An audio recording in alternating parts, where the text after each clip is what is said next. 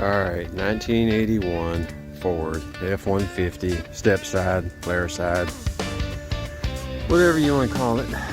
Call it Stepside, but it's really a Flareside.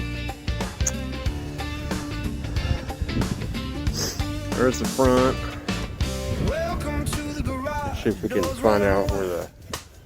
There we go.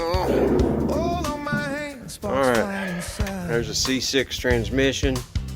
I got her cleaned up in here. I got to put the seal in, port converter in, and then drop the motor in. So that's what's going on with that. Yeah. There's the driver's side. Yeah. And there's the rear. Alright, let's see what's inside. Oh, there's the door panel. Hey! There's the dash. Alright, there's the other door panel. Seat and the floor. Yeah, she looks good. No fancy talk, just skills you can use. Over here is his brother, 1986. Which, yeah, I'm not going to show you that one yet. But, yeah, why not? I'll show you in here. Sure. She's a Stepside too. She's a beauty. Got your door panel. Got your seat. There's the door panel. Your dash. There you go. How'd that look? I like it.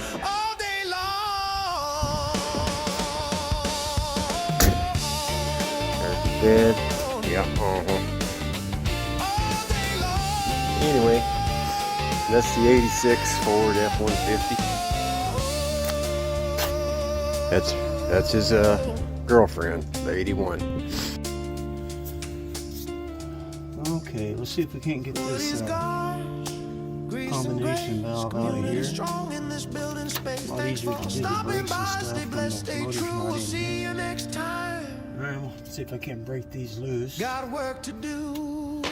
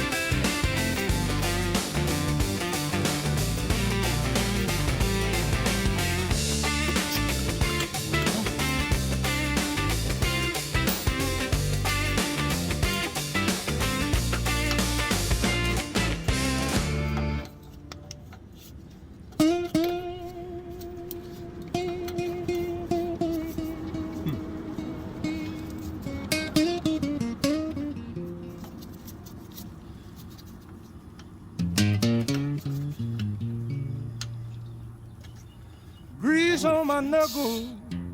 There you go. Dust in the air. That old Ford's been sitting since '37, I swear. Yeah, that's not on there hard at all. Rusted fenders. It's easy as a matter of fact. Cracked windshield too. Alright, so we should have another But she one still back hums a here. tune, only I knew. Carburetor coughs like it's got the blues. Try this one here. I pour some gas and whisper, don't you refuse. Oh, let's floorboards creak beneath my worn out shoes while the sun dips low through garage window hues. Oh, this ain't just metal and wire. It's the miles we walk through fire. Every dent tells a story I can't erase. This old Ford's my saving grace.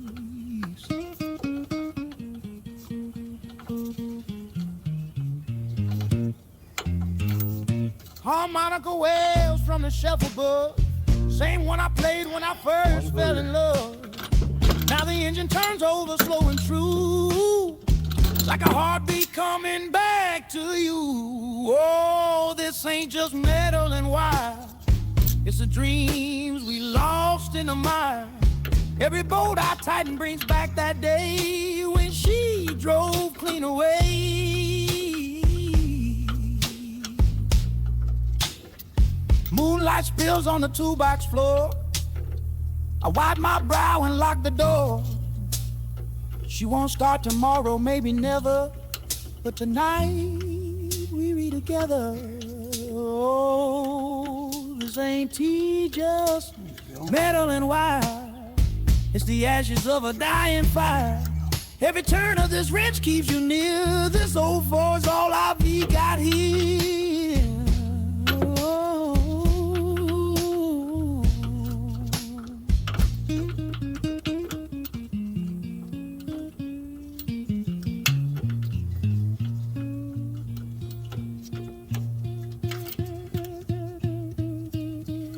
I was once told that if you tighten a bolt or a nut just a hair,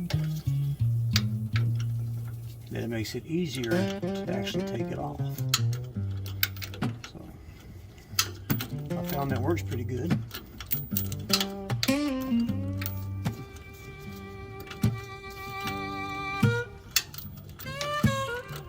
Grease on my So knuckles, I'm probably going to take this off, dust in the air. see if it's rebuildable with it That now. old Ford's been sitting since 37, I swear. I'll probably just get another Rusted fender, proportioning valve for our disc drum setup. Cracked Mount it up windshield here too. underneath the master she cylinder. still hums a tune only I knew. And I'll probably just Carburetor coughs like it's got remake the or blues. make some I new pour some gas brake and whisper, lines. don't you refuse. Floorboards creak beneath my worn out shoes while the sun dips low through garage window view. Oh, this ain't just metal and wire. It's the miles we walk through fire. Every dent tells a story I can't erase. This old Ford's my saving grace. Harmonica wails from the shelf above. Same one I played when I first fell in love. Now the engine turns over slow and true, like a heartbeat coming back to you. Oh, this ain't just metal and wire. It's the dreams we lost in the mire. Every boat I tighten brings back that day when she drove clean away. Moonlight spills on the toolbox floor. I wipe my brow and lock the door. She won't start tomorrow, maybe never, but tonight we read together. Oh, this ain't just metal and wire. It's the ashes of a dying fire. Every turn of this wrench keeps you near. This old Ford's all I've got here.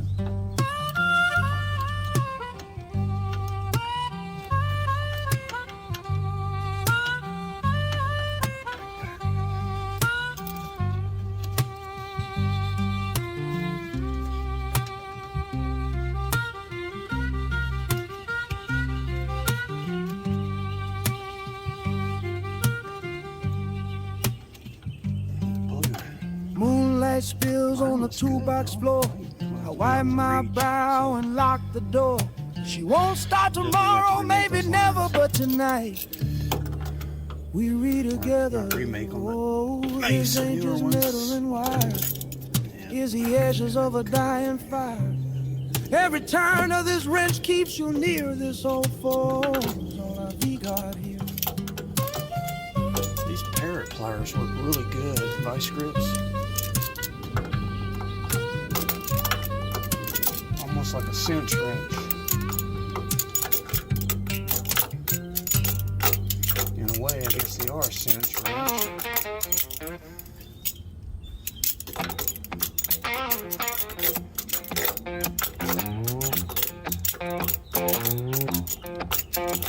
Sunset bleeds through oil streak glass.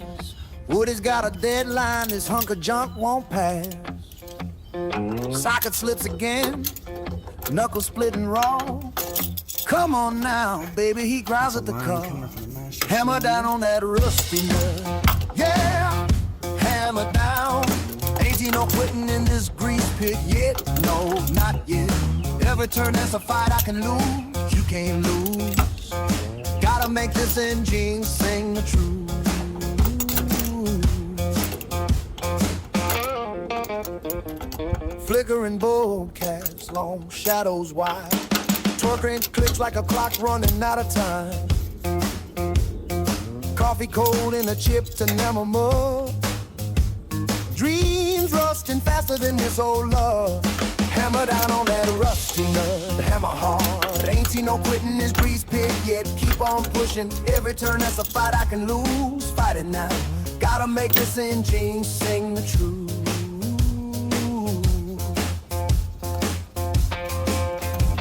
Steel echoes bounce off concrete walls. Sweat drips where the weak bolt falls. He hears his daddy's voice from 49, son. Iron don't lie, but it takes its time. Hammer down on that rusty nut, hammer down. Ain't seen no quitting this grease pit yet, not today. Every turn that's a fight I can lose, I can't lose. Gotta make this engine raw the truth.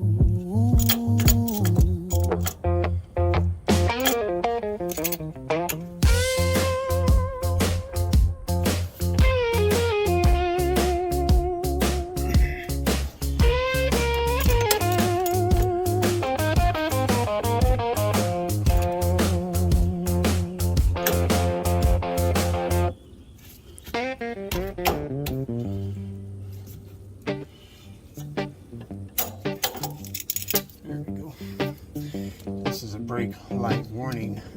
Sunset Connector. bleeds through oil street glass. Wood has got a deadline, this hunk of junk won't pass. Socket slips again, knuckle splitting raw. See, come on now, Looks like it's broken baby, he anyway, growls so at the something in it. car. Hammer down on that rusty nut, yeah, hammer down. It's a two-wire Ain't seen no system, quitting but the in one this we'll put grease on is pit, one yeah, wire, and no, basically you not just yet. take them, just Every twist turn those there's a together. fight I can lose, you can't lose. Gotta make this sure. engine sing the truth. Flickering bolt cast, long shadows wide. Torque wrench clicks like a clock running out of time. Coffee cold in a There's no way I chipped wanted to do this enamel after I put that mug. motor in there. Dreams rusting faster than this old love. Hammer down on that rusty No nut. room. Hammer hard, ain't you no quitting in this grease Headers on there pit and yet. everything. Keep on pushing. Every turn that's a fight I can lose. Fight it Plus, you now. know, Gotta when make you this bleed it engine and all that, I sing don't the wanna be truth. messing around underneath to be able to do all that. Steel echoes bounce off. This master cylinder. Concrete walls, sweat Those drips new ones where only the last about weak a year anyway. Half of them I heard. He hears his daddy's voice from 49. Replace it every year, which I Son, hope they got mine now, don't but- lie, but it takes its time. Hammer down on that Replace easy to rusty get to. nut. Hammer down, ain't he no quitting in this grease pit, yeah. Not today, every turn that's a fight I can lose, I can lose. Gotta make this engine Look, I got roar two the bolts, truth. one here, one here.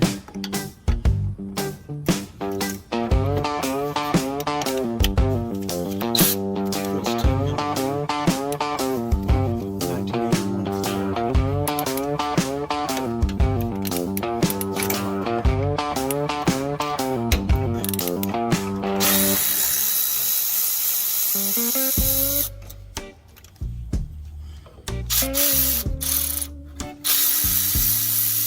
There it is.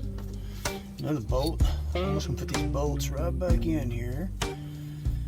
'Cause Midnight oil burns low on the bench. I'll probably Woody has no every dent, every wrench. take that Coffee off. gone in here. cold It's in a probably dented nuts tin take can. off the The bracket, job ain't done and that till the way I engine can runs clean. forge.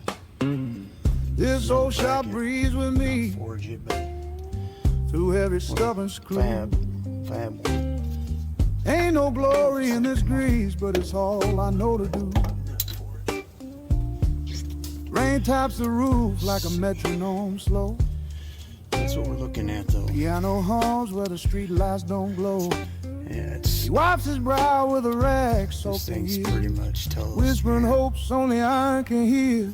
This old shop breeze. I'll see if I can take it apart and look at it and see if there's To every there's broken I know there's part. O-rings and a spring in there, but Ain't no rush it's in gonna this be rhythm, repairable just a or steady not. mending heart. probably not. Organ Can't get a rebuild kit swells this like a year. sigh from the wall. Guitar cries where the memories fall. tightens the last bolt quite alone, but the work keeps him standing, not quite gone. This old shop breathes with me through every scar I see. Ain't no fame in this labor, but it's what sets me free.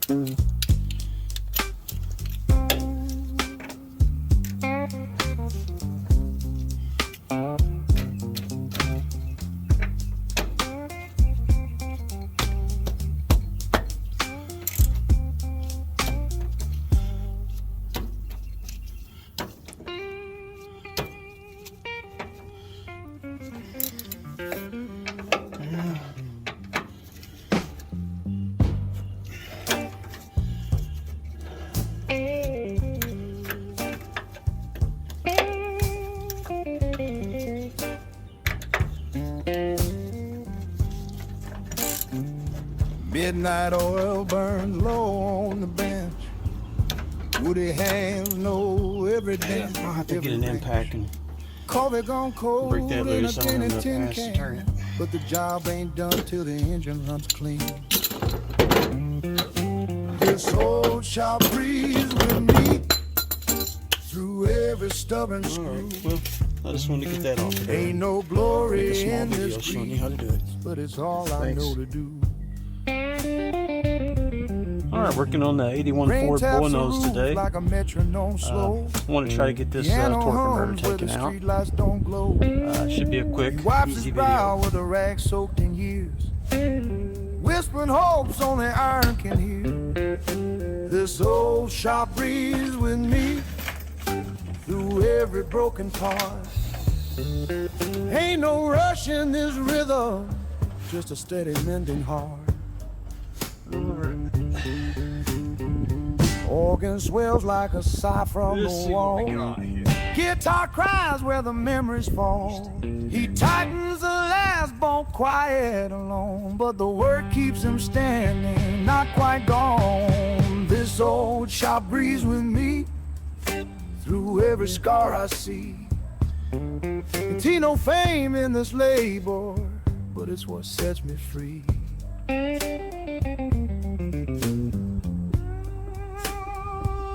Sometimes the shaft pulls out with these. I'm trying to prevent that. We got lucky. There we go.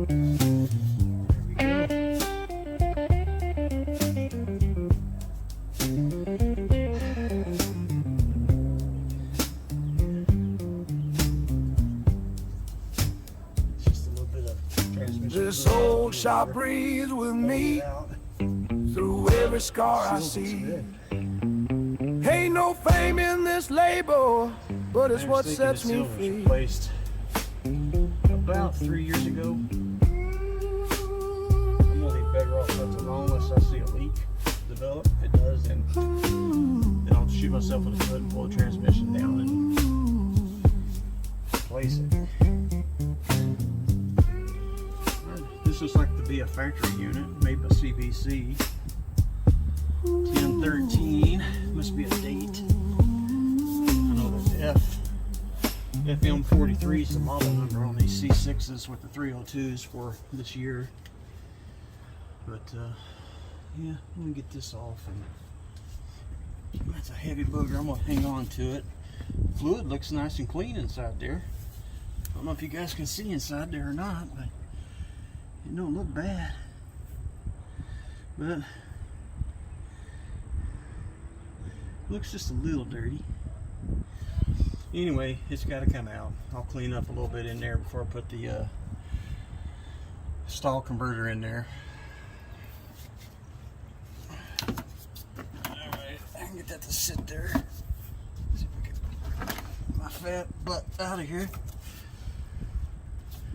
There we go. Excuse me. All right, I'm gonna just sit this right up here. There we go.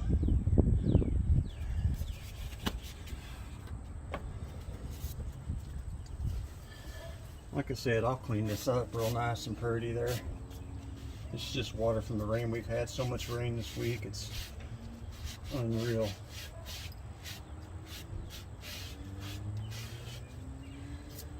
Alright, that looks good. Leave that.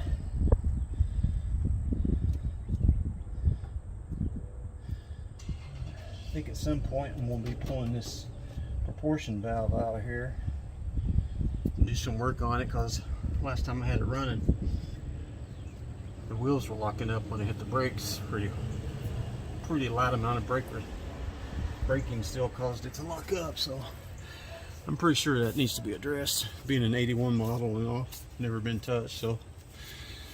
Alright. As like I said, a quick video. Thanks for watching. Alright, what we got here is a 1981 Ford F150 Bullnose. I think what we're going to do is, I got to put a transmission seal in here. As you can see down there, I'm going to go ahead and clean it up. Let's use some Super Clean, see how that does. Alright, what we got here is some Super Clean, easy spray aerosol can. Dissolves grease, super easy, biodegradable. Alright, got the cap popped. And let's see how much foam we can spray in here. Yeah, there we go. Let's just foam it up.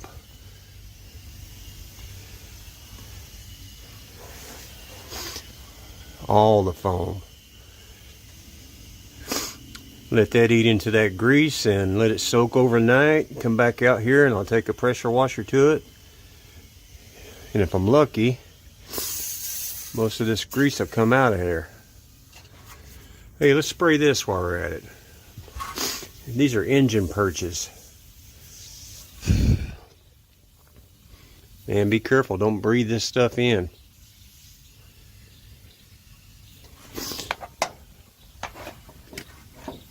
Yeah, let's just spray it all down. Let it soak. There we go.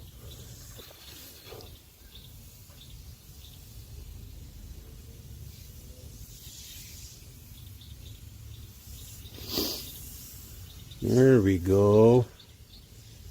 Yeah, just soak it in.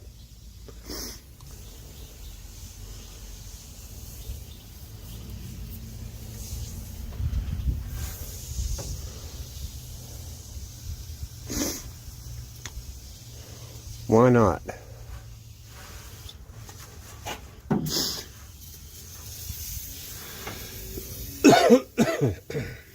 There we go.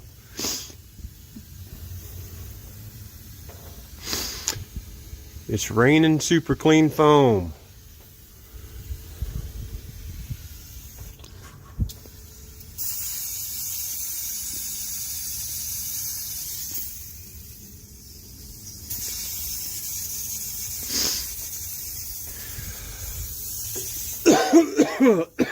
You don't want to breathe this stuff in, people, I'm telling you. There we go. There we go.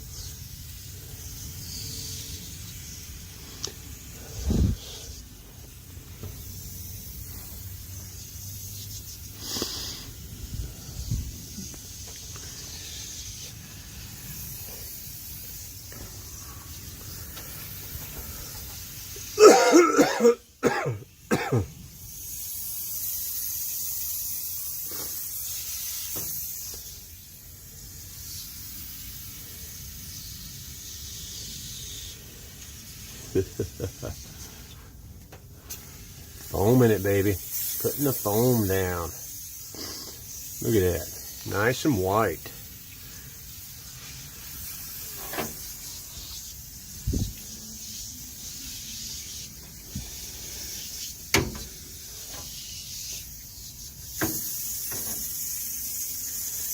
There we go. Yeah, I'd say we got a lot of the, I still got half a can here, but I'm gonna let this soak overnight and then we'll see what happens when we take the pressure washer to it. How about that? All right, we'll be back later. All right, it's the next day and it's been soaking. It's been soaked overnight. We used the super clean when we did it.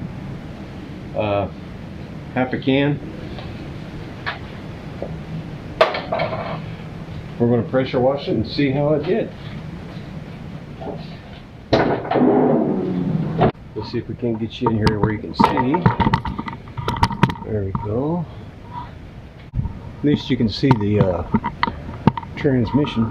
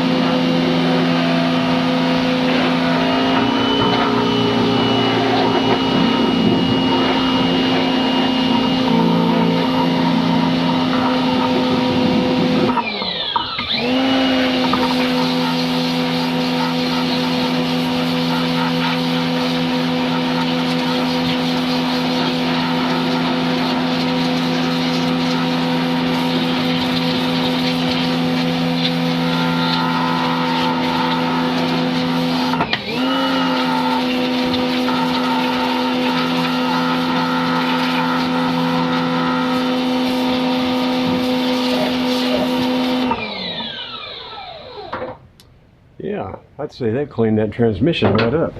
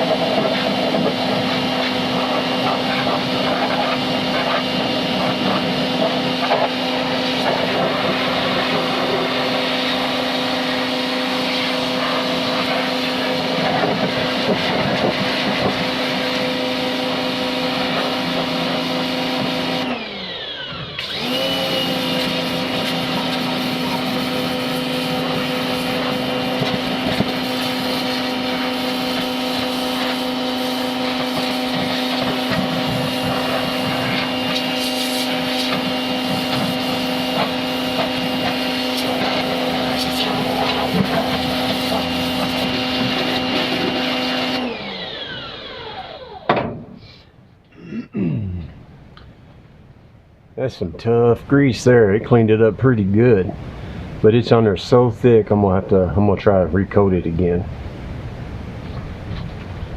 Super clean. Squirt that all on there.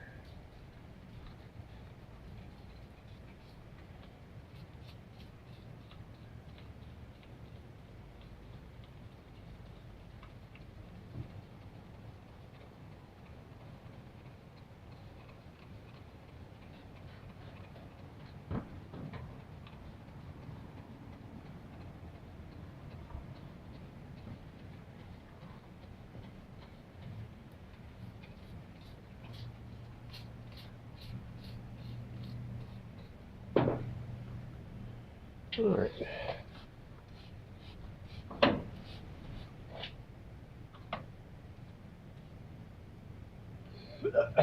Man, this stuff will choke you.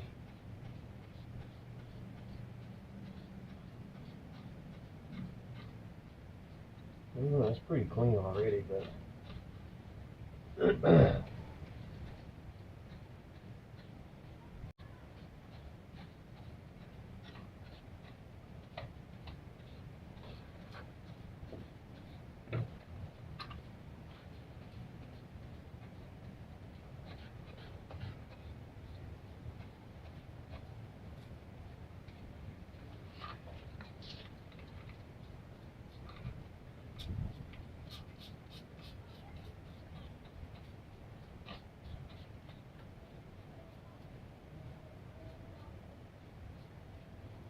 yeah, it's wiping it away every time you spray it.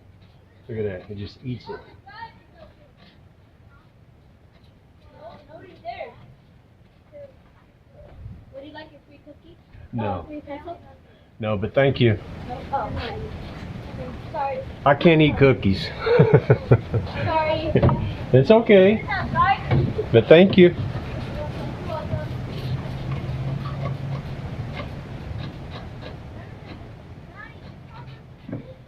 Huh. Girl's trying to sell me cookies. Or give me cookies. One of the two. I don't. Bless her heart. Man, I have got this stuff on there. Wonder how long I need to let it soak, really. Let's see what the instructions say about soaking.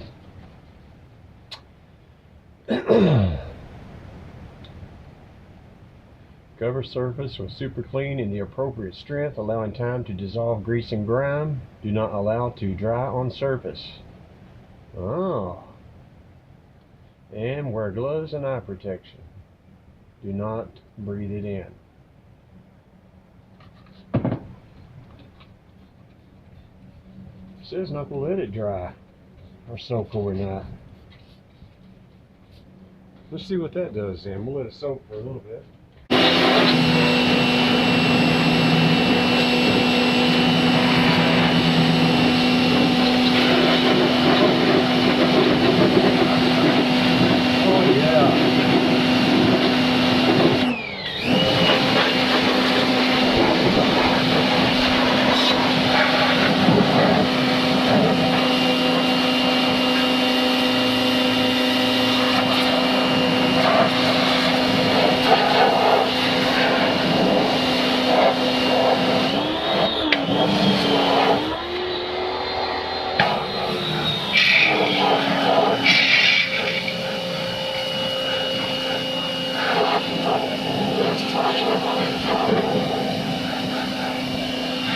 Oh yeah.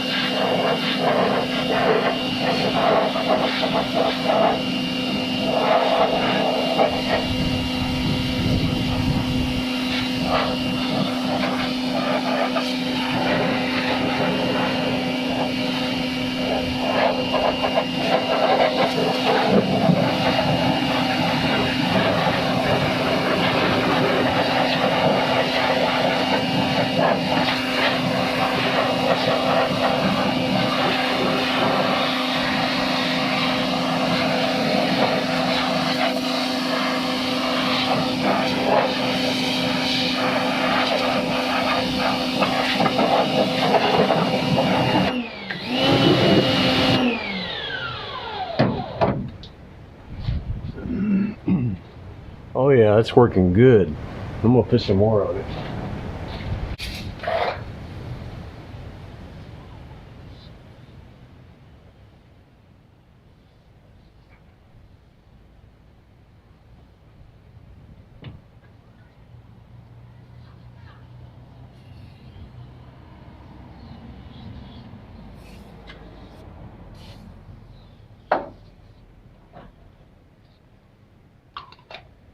Let that soak for a few minutes.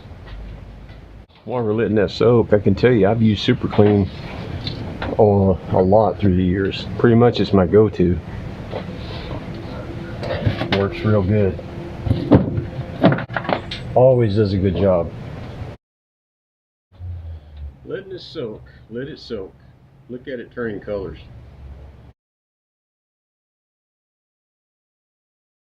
Yeah, letting it soak, letting it soak.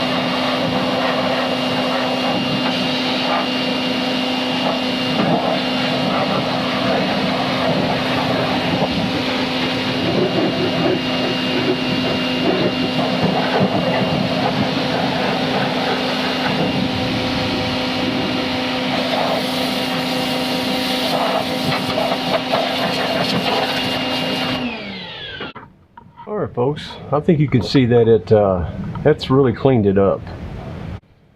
Oh yeah, I'm definitely happy with what it did to the transmission, which was what I wanted. The rest is just a bonus. That cleaned it up pretty good. I think I'll leave it with that. That should be good enough. I appreciate y'all watching. I use both of these on here. I use this one in the 32-ounce bottle, and the can is a 17-ounce can, and it foams up and it works real good. I'm going to foam this up again, and I'm just going to let it sit. I don't care if it sits all night.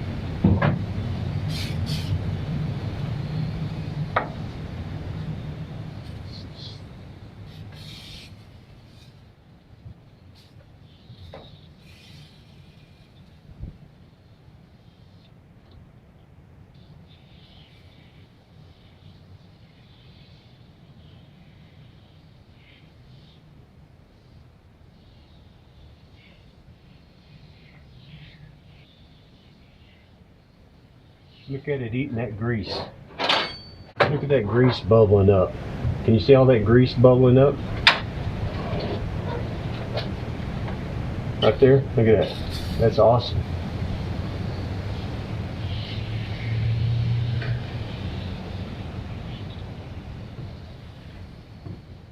I wish I had a more powerful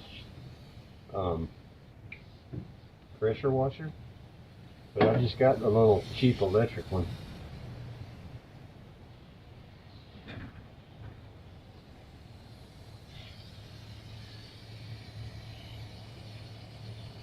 Oh yeah.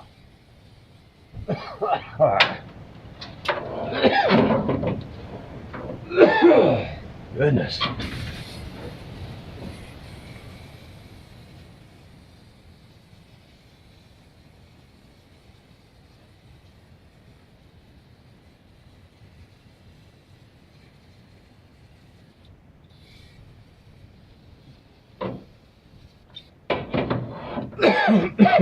Alright, I used the whole can on that one. Alright, how long are we going to let that sit? We'll let that sit for about 10 minutes.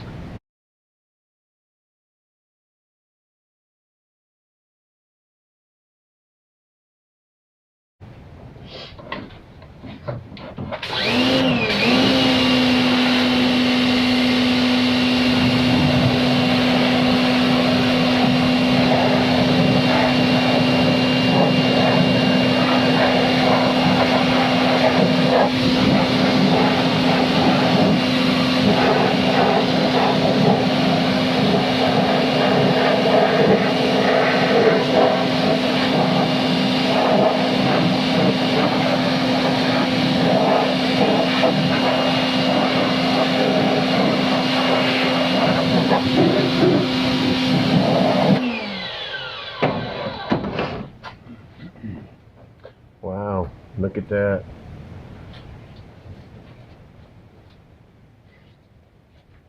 They sent me another can here too. I've got 2 cans, so.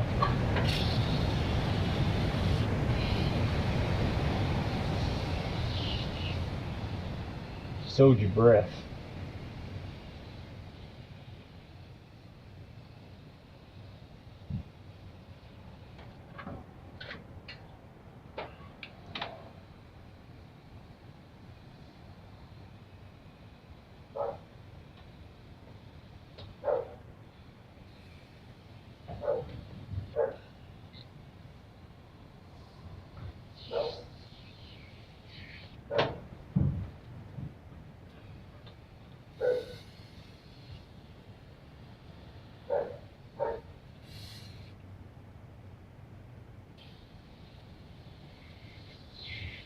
You gotta learn how to hold your breath right.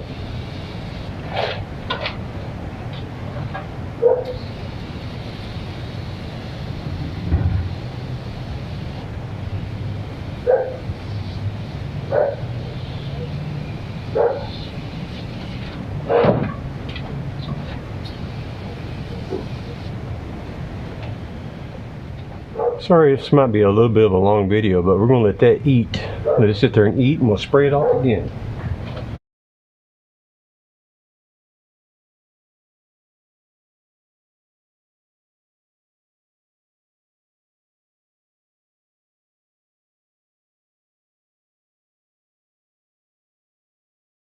All right, we're back. Yeah. Yeah.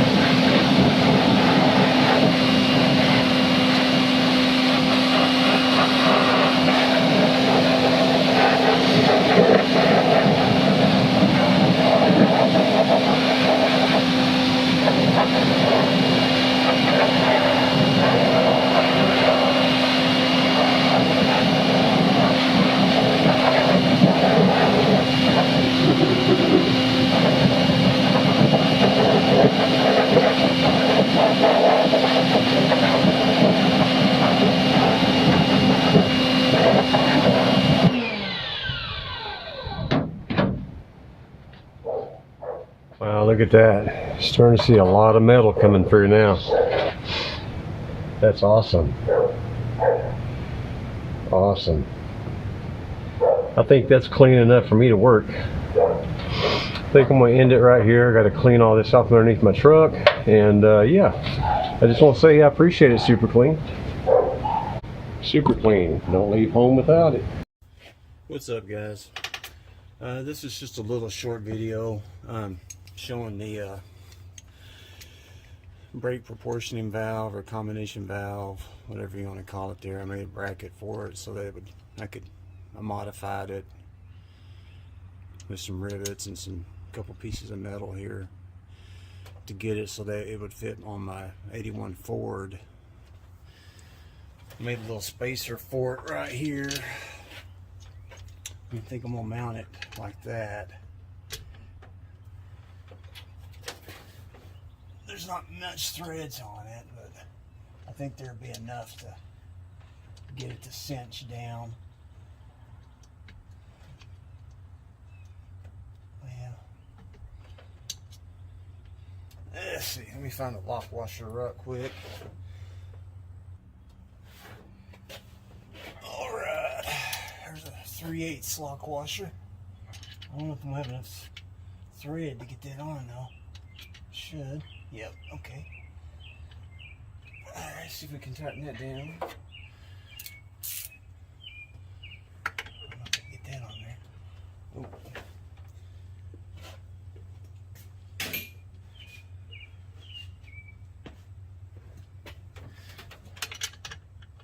There we go.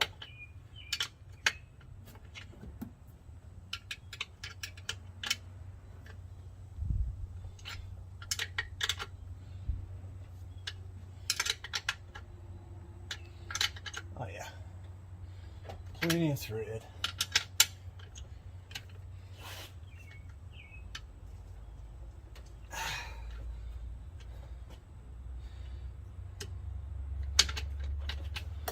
All right, and I think about right there.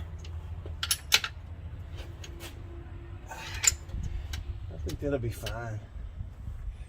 Just like that. Here to here, here to here.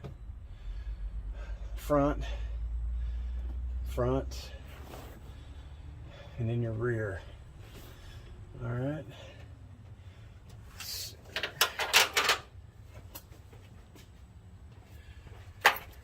All right, let's see what kind of washers I got here for that. I know these ain't gonna work, but I can use the fittings. I've got some line, I'm gonna have to make some. Yep. That one too. Okay. Well, that's another video. We'll make some lines for it.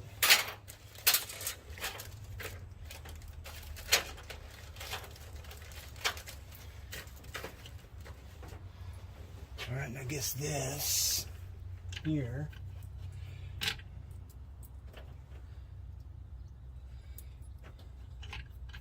Take that out.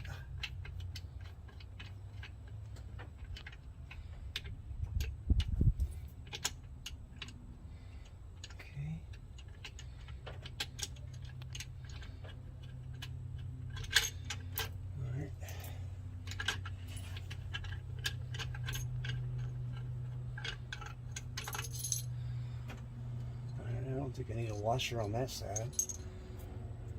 I really don't think I need washers, but they give them to you, so I guess I'll use them. And we'll do it this way. There we go. Alright. Screw that, screw that.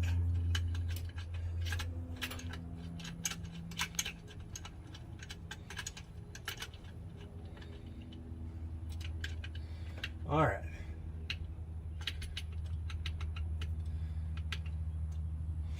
I'm gonna leave that loose for now in case I have to take it back off. Looks like I'm gonna have to extend this wire a little bit, get inside here and cut that off. The new one's right here, and it's just a single brake wire for low pressure. So I'll just twist those two together and put it on one, solder it, heat shrink it. Alright, and this is going to have to go to the back on here. I don't know if I can reuse this one or replace it. I don't know. Maybe if I bend it down here somehow and secure it. Might be able to make that work. What do you think? I think we can make that one work. It don't look bad. It's not rusted through. I mean, it's still shiny on the ends. The nut's a little bit to be desired, but as long as it'll cinch it down, I'm good with that. Just have to bend it a little bit. Be careful with it and bend it and secure it. I think it'll be just about perfect. This was bent underneath the frame and coming up from behind over in there, and I just kind of pushed it down underneath the frame and pulled it up and straightened it out when I had it out. So this is where the original was mounted down here. So I can make a holder for it. Once I get it bent, I'll pull it over and I'll make a holder and secure it right there. That'll keep it away from the steering arm and the shift rod. Yeah, I think that'll work. That'll be fine. I'll work on that. So really, I just gotta remake these two lines here. These two go to the front. I'm gonna have to make them right here and make these, so that'll be another video. All right, thanks for watching.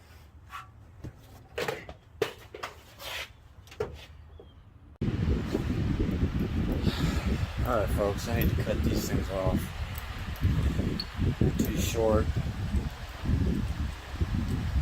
Can't stretch them, can't do anything with them. I just need the connectors that came on. Hopefully I can get them. I might just have to destroy it. I don't think I can get this on there. Well, I'm an idiot. Let me go down here. There we go. There.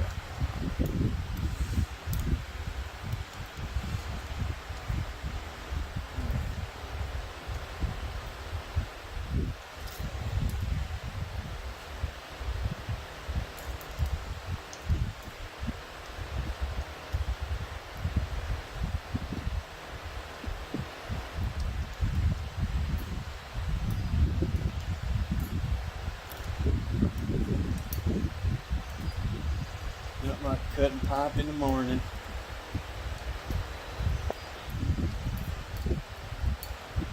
Or tubing, cutting tubing.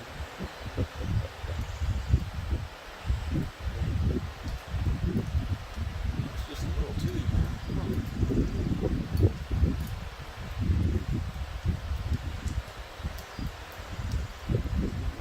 There it goes. Alright, let me get these fittings off of there. Actually, let's go ahead and cut this bad boy.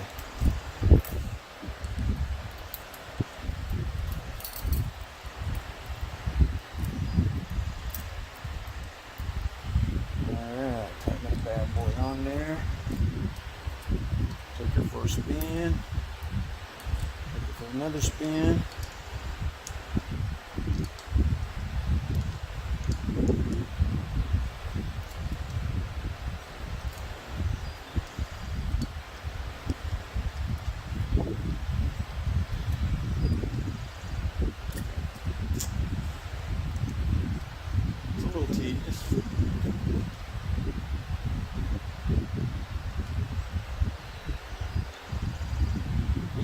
So there it goes.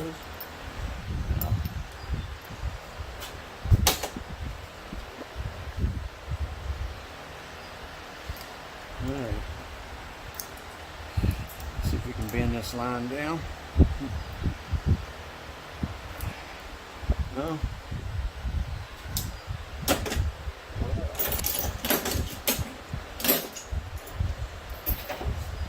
There we go. Mini bow cutters.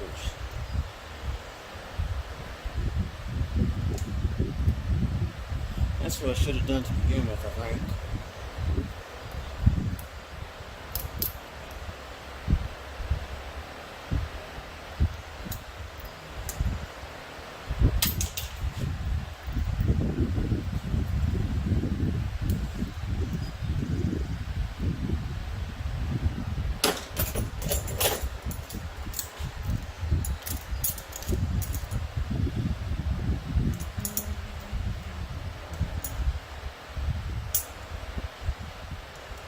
You ever have one of those days where everything just, nothing wants to cooperate?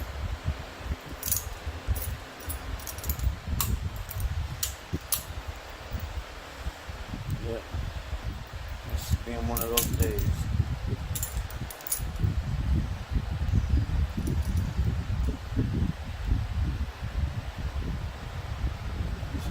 Flatten out just a little bit.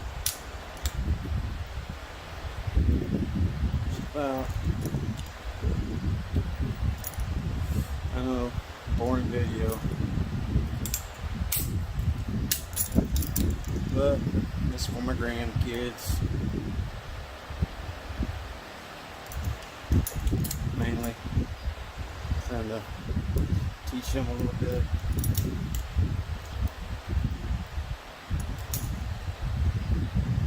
Teach them what not to do.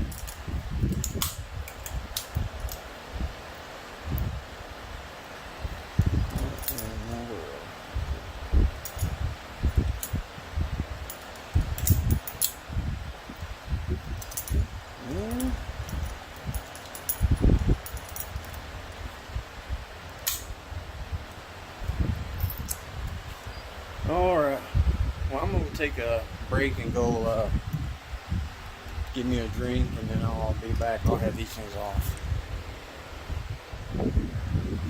Alright, 10 hours later, and I got these things off. What a pain in the butt. Alright, at least you got to look at a pretty front of a nice looking 81 Ford Bullnose. Alright, bye. Thanks for watching. So right here I need to grab these brake lines I made and see if I can't get them bent. Trying to install this combination brake valve. I've got these pliers from Harbor Freight. They're just they're $10. They're enable you to bend 3/16 and 1/4 inch, I think, brake line. So I got some 90-degree angles to bend on these two coming from the master cylinder. Pliers work pretty good for that. They work a lot better than I thought they would. A little rough on your hands though. It takes some squeezing power, and there's not much cushion on the grips, and it hurts, but that's why I got the gloves on. A little extra cushion. I'm going to bend these down at 90 degrees to go down to that valve, and then I want to try to put a little loop in there. I don't know how well that loop's going to be able to be bent. I'm going to try to do that with the vise. We'll see how that goes.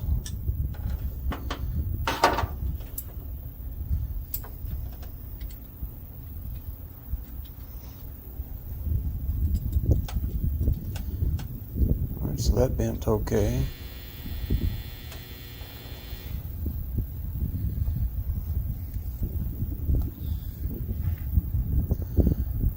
It's the first time I've ever did a voiceover.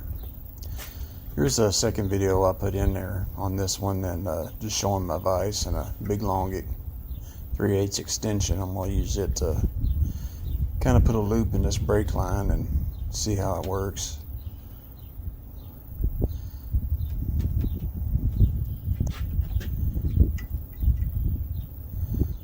I was told to put a loop in here to kind of help with the tension. I don't see there being much tension on this brake line running from the master cylinder down to that valve, but I guess I'll go with what the professionals recommend. But I end up not being happy with those loops, just to let you know. I mean, they work. That method I used to bend them worked okay, but I don't know, just weren't too happy about it. I think I'm going to try to remake them. And instead of manually bending the loops with this extension and the vise, I'm going to try to use the Harbor Freight bendy pliers and just kind of make a few bends here and there and see how that works. On one of these bends, it didn't kink it, but it bent it enough to where I don't like it. I'm not happy with it.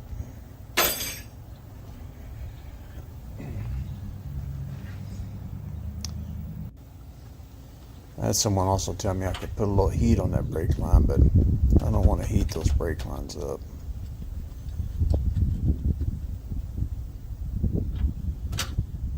So here I am screwing them in to the master cylinder just to kind of get an idea there how much room I'm going to have and everything.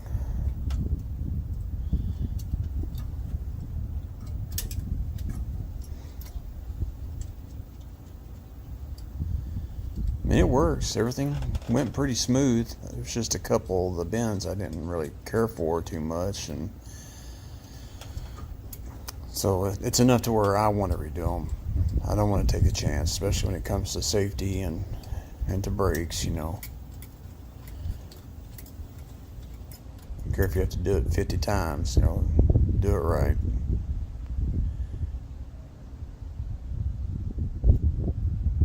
I've got a big old roll of that tubing, so it was cheap enough.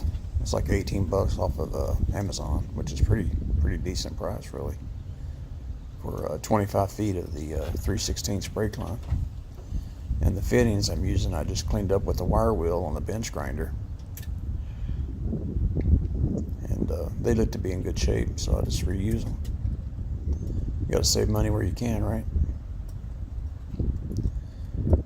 Here I'm just putting a little bit of a bend on there, trying to persuade it a little bit.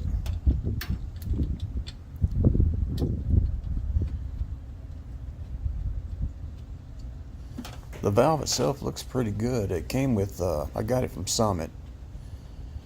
It came with the sensor, and it came with a new connector for the sensor that you have to, on mine I'm going to have to cut the wire off the originals and twist them together and make it a one wire.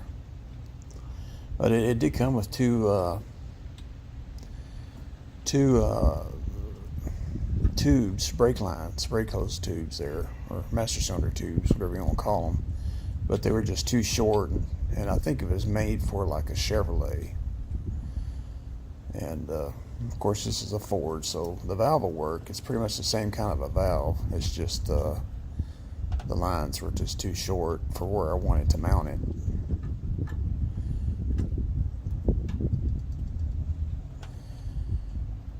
But basically it's just a long drawn out video showing me putting these two lines on here, and it'll work. I mean, it's good, but I'm going to redo them.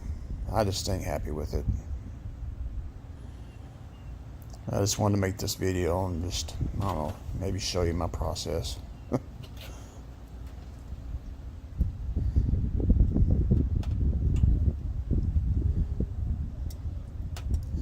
I'm I'm also mounting this valve up high too, just right under the master cylinder. It makes it easier to bleed and replace, because these ones that are that you buy nowadays, they're all made overseas, pretty much. And I heard they don't have a good reliability rate. You have to replace them every so often, and I don't want to be down there between the headers, laying on the ground trying to break this thing loose to replace it. So that's why I decided to move it up. I'm pretty happy with that. I mean, it looks like it's going to be okay, but I think I may just Alright, let's see if I can get this proportioning valve out of my truck here so I can use it on my brown one. Yeah, that's what we're going to do. Yeah.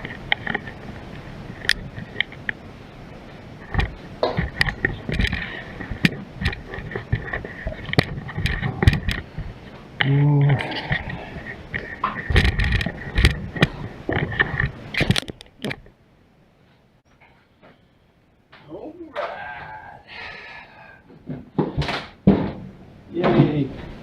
I don't want to break all this up, so let's get down here. There we go.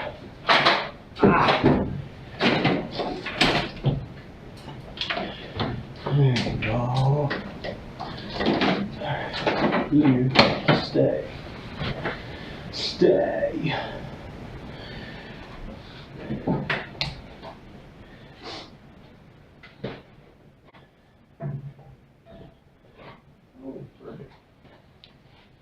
Perfect.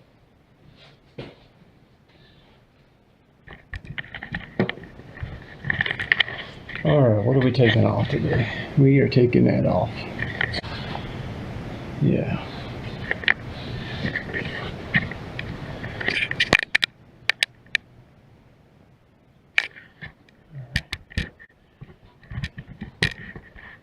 Alright, any light on the subject? Well, enough light anyway. Enough to blind me.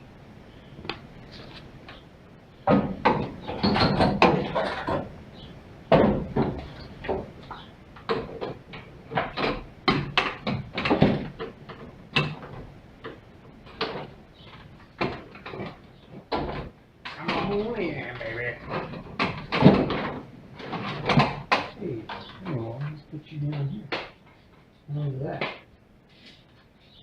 Not much light, but does that work? Hopefully.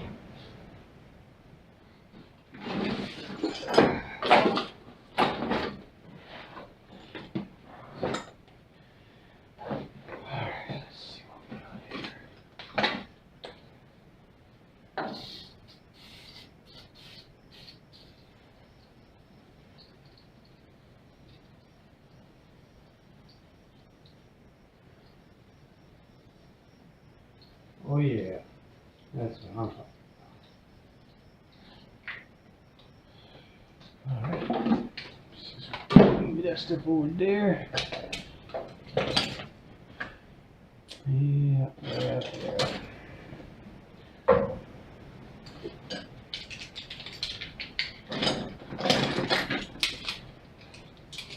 Hi, I'm a little parrot.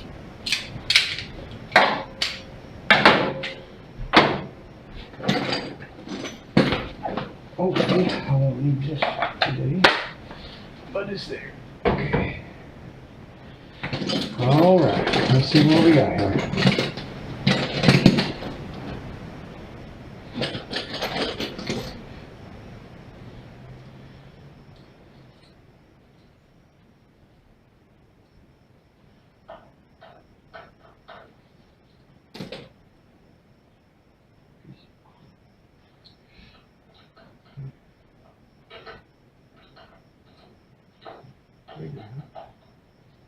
How about you, brother?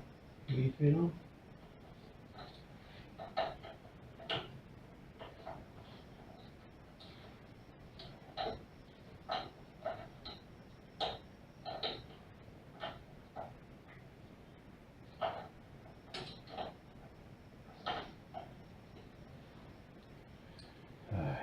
things.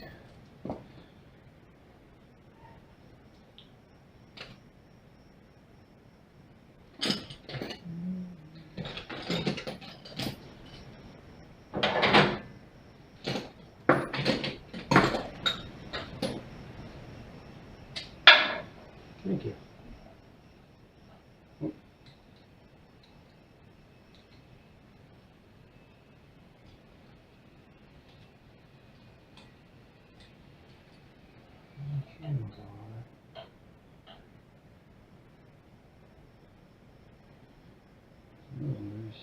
Like that.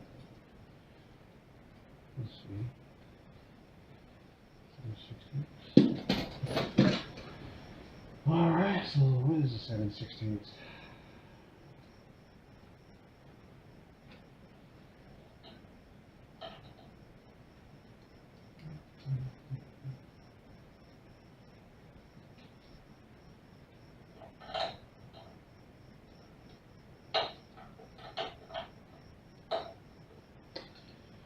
Alright.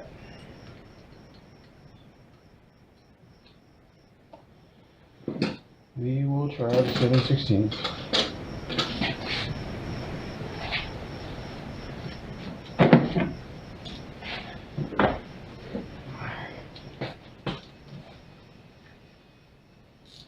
Is it hot?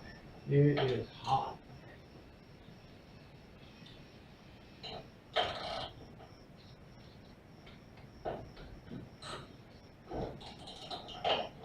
Okay.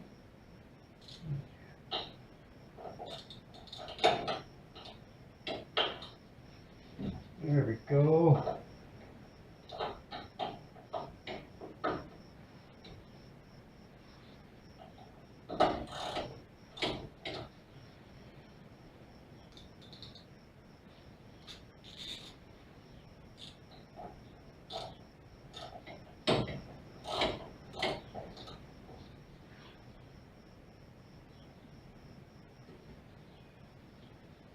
This one don't have a pin. Usually they have a reset pin in the front, but hey, whatever works for me. Doesn't matter to me. Should be about the same as the other one. Anyway, I'm gonna try it.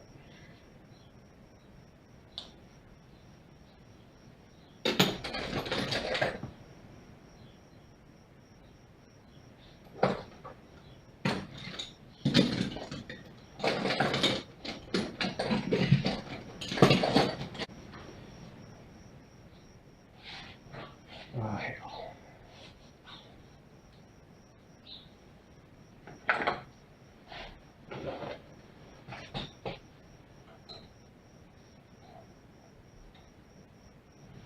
What?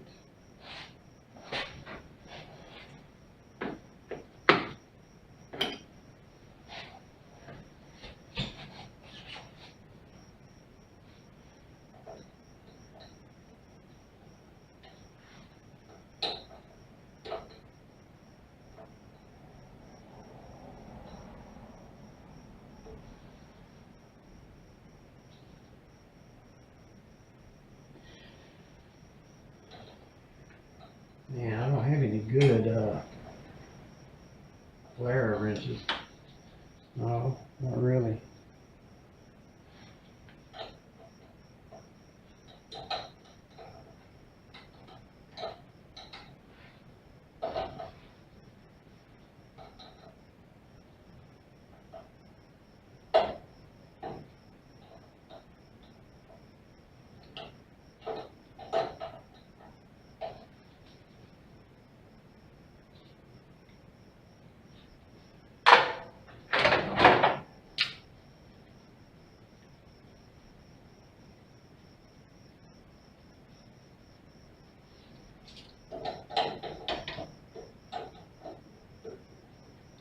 There we go, we're there.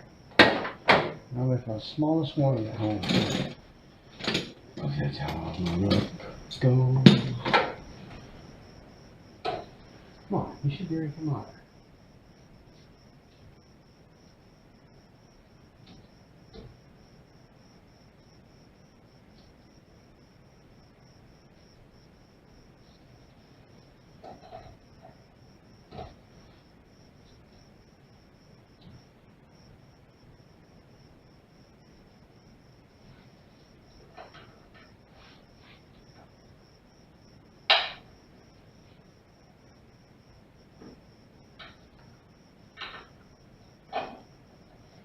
Alright, that one's out.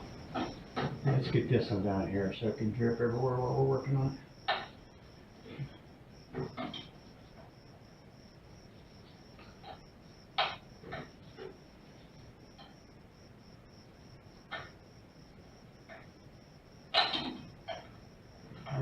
I got more stuff to do today than sit around and play with this thing.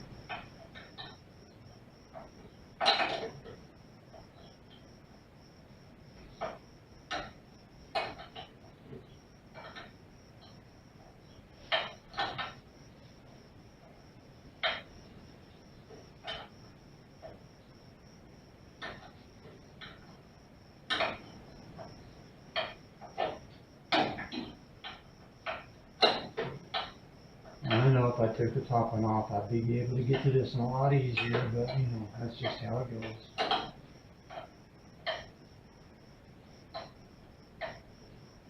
Man, is it hot. Whew. Need a fan.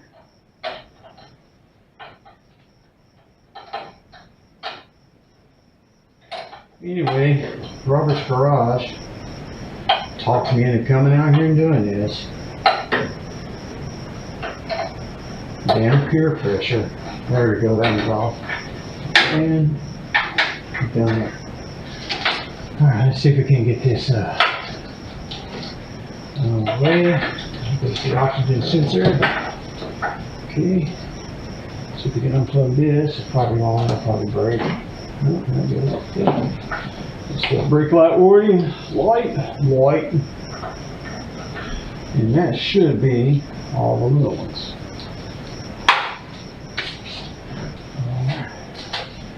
Let's go the next size up or two here. Thanks, Robert. I appreciate it, buddy. This is what I wanted to do today. There you go. Man, that was in there, huh? Wait a minute. I didn't even see that one.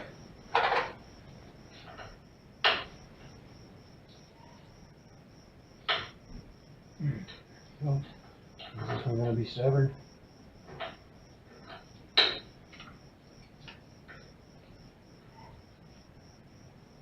Yep, that one's going to be stubborn.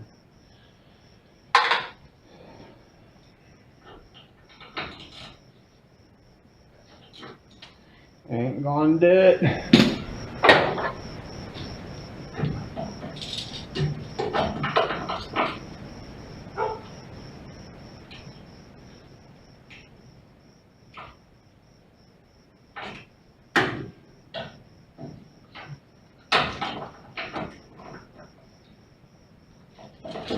Parrot pliers, man, they work every time.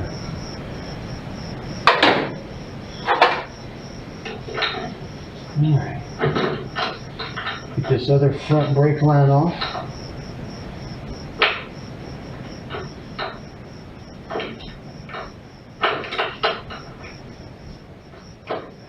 Come on.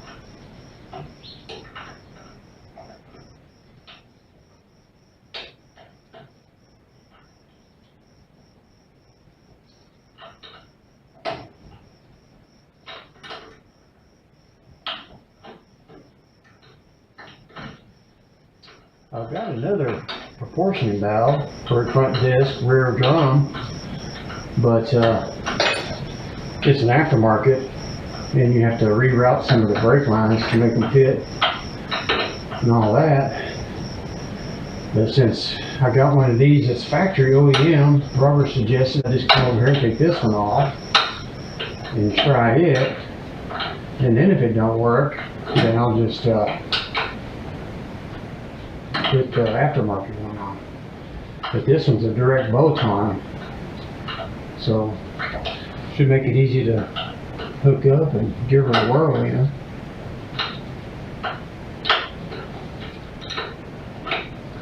We'll see.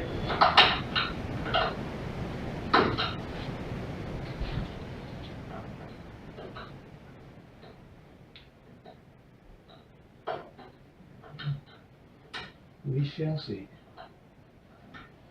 Alright, come on out here. I know you want to.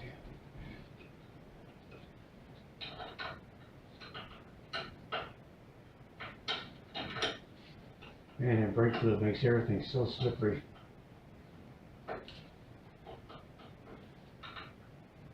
Well, that and the blaster stuff. Not PP blaster, but the nanotechnology fluid or whatever the heck it was that sprayed on there. It works real good, man. Good stuff. Come on. Can you get over the nut anymore, Harley? There we go. Now it's coming. Should be able to get that off. It's called Nano Zero by Pro MT. This stuff is slipperier than a wet eel. Alright. There we go. That one's off. I can just bend it back out of the way. Okay. Now let's see what size we got up here. That size. Oh, this one. Oh, yeah, I already got this one loose. No, forget it. In any case, it's loose now.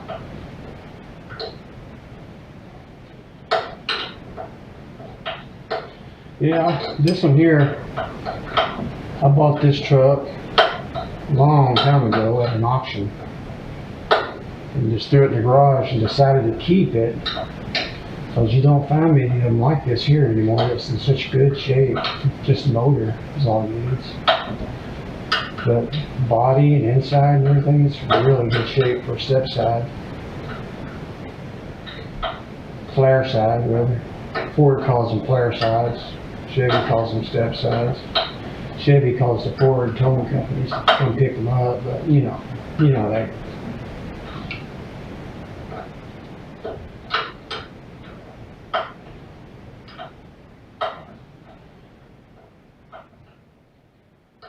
I don't have anything against Chevy. I'm just messing around. I really like the new GMC trucks. They're very, very nice. But yeah, they're above my pay grade. I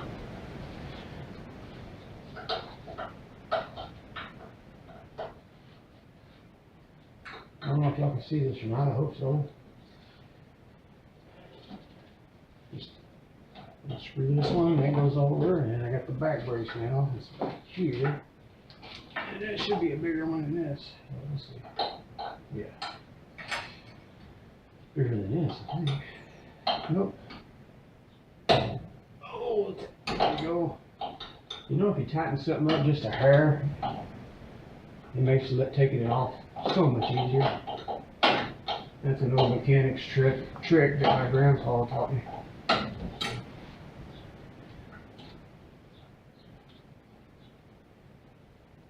Oh yeah, the back one's coming right out and off. Alright, so now I got these two screws here to take off. So we'll do that.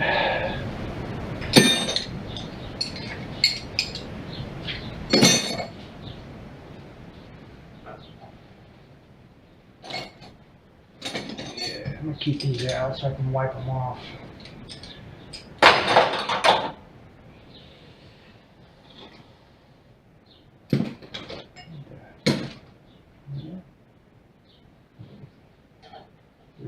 Okay. Let me get a 3/8 that uses every single wrench in my toolbox here.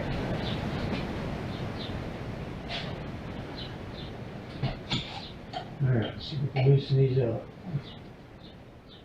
Nope, no 3/8, huh? 10mm.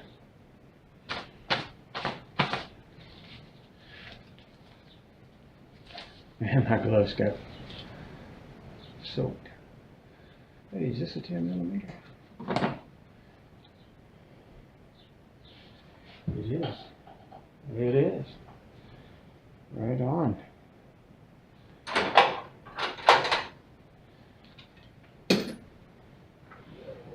Alright. Let's get this bad boy off here. Do a little bit of a tight job on it here. Yep, felt it move. Oh yeah, felt that move. Now you can loosen it right up. See if you can get your socket on. There we go.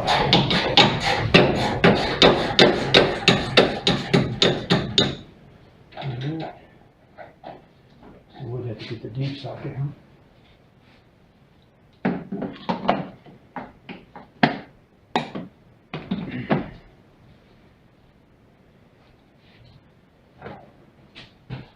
All right.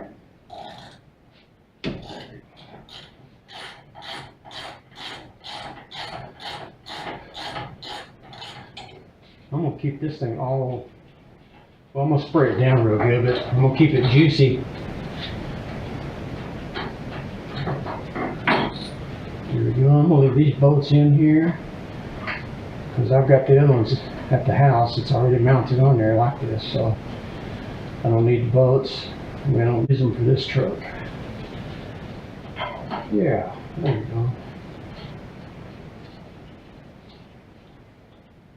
And there we go, folks. Brake proportioning valve. It's full of brake fluid, and hopefully it's all in good shape. We'll see. Yes, we will. All right, let's set this up here.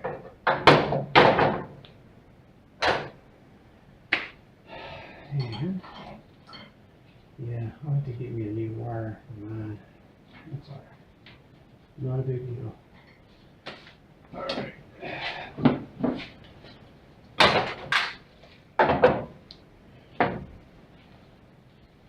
All right, folks, that's it. We got it off. Nice brake proportioning valve off of 86 Ford Stepside, Flareside. Yep. You got your back brakes right here. You got your front brakes right here, left and right side. You got your brake light warning right there. Yeah. Oh, there's the button. This one's got a button on the bottom. My other one had that bleeder button on the front, but I don't think it matters as long as it's working. All right, I'm gonna step out of here, cut you off.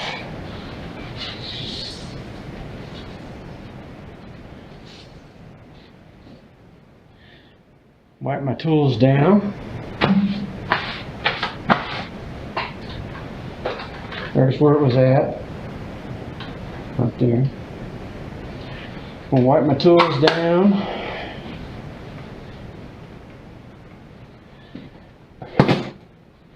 And then get back in the backyard taking this deck apart.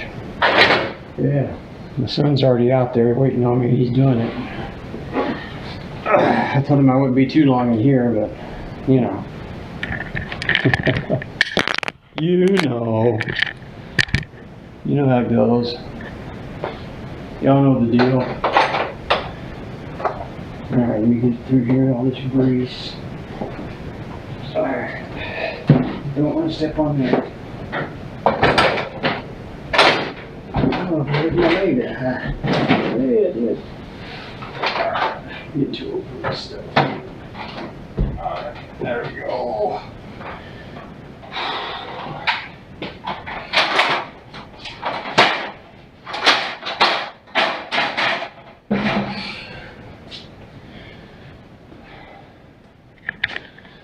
Alright guys, we appreciate you watching.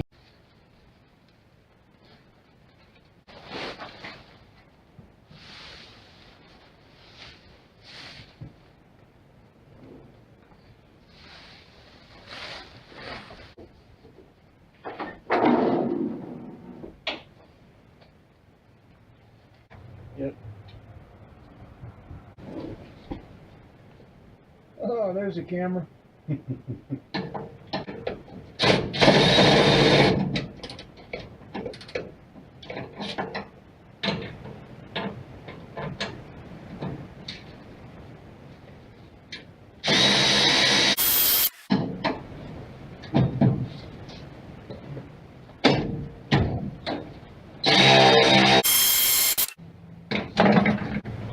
Alright, that's what they say.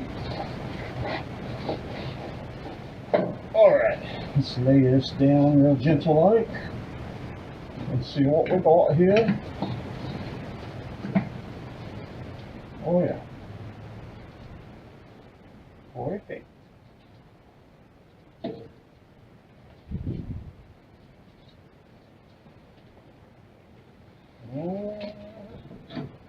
this one will go right there. All right. Stay there.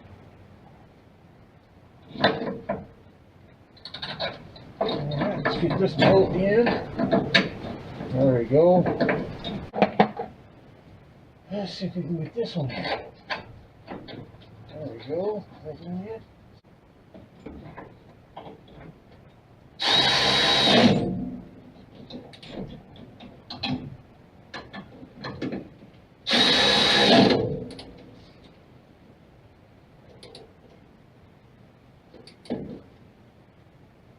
There we go.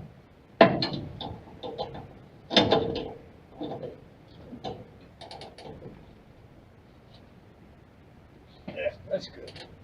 Good and tight. All right. Out. Oh, okay.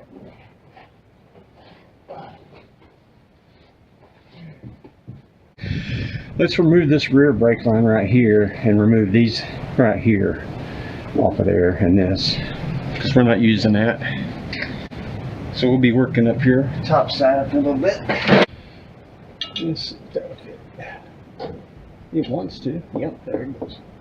Alright, so let's see if we can loosen that up. I'm going to put something on that. Let's go with this one here. There we go.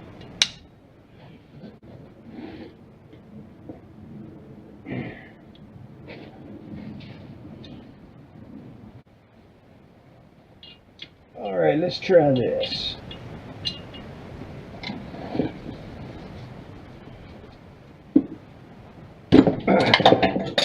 Woo, yeah.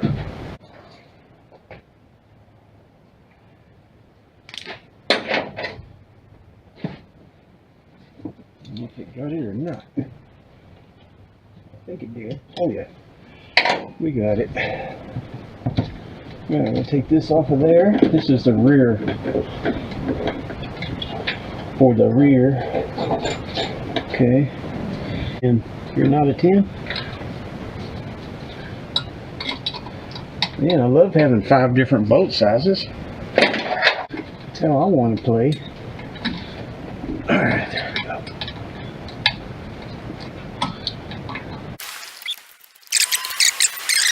And 16ths, maybe. Let's see. Yeah, 9/16 will work. There we go. This is still good combination valve here. It's just an aftermarket one. I'm not going to use it. Yeah, let's see what we got. Well, I need these lines. Got this little paper here from M-Line Tube. I don't know if you can see it or not,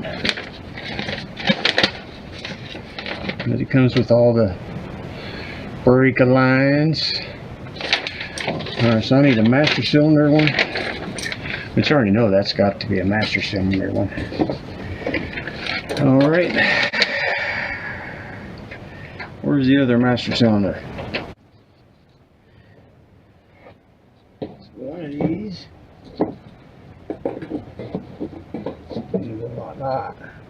Alright, so our C notch is going down here, or down like that. Let's see if I can just get that started just a little bit. Okay. And then it'll go in here. Okay. Alright.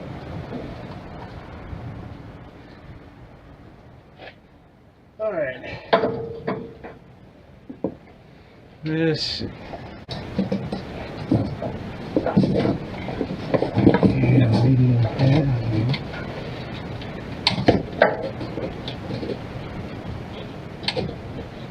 There we go. So that goes in there like that. Now this one, I'm gonna have to put these bolts back in.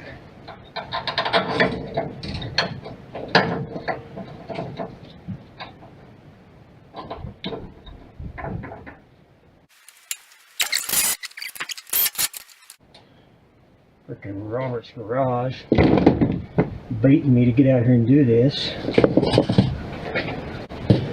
What's up with that, Robert?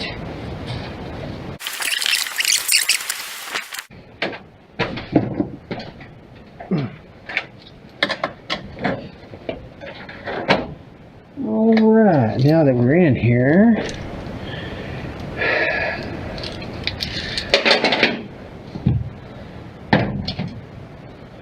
that looks good. That looks good. Goodness gracious. Oh, have mercy.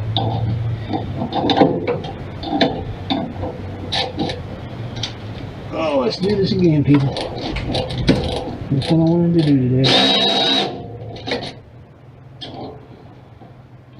It's all in a day's work, though, really.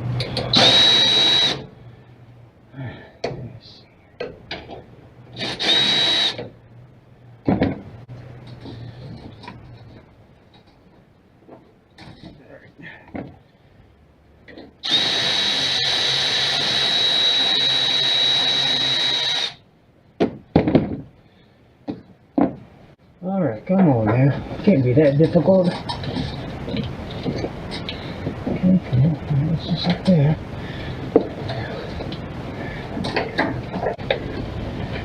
Just tighten this bad boy down.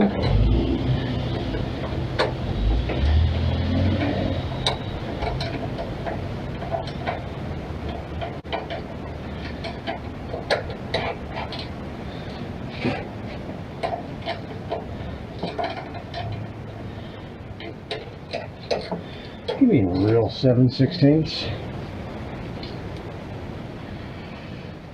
Instead of this fake one. What did I do with the other one?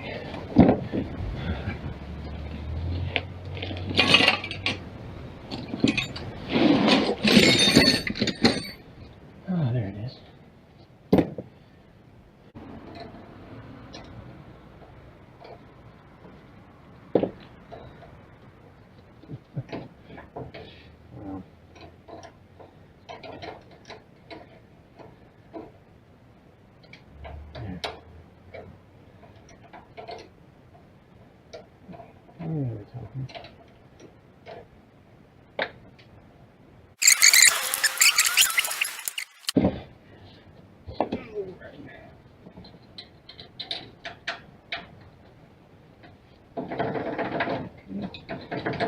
There's that. Now, these can't be touching the steering wheel shaft.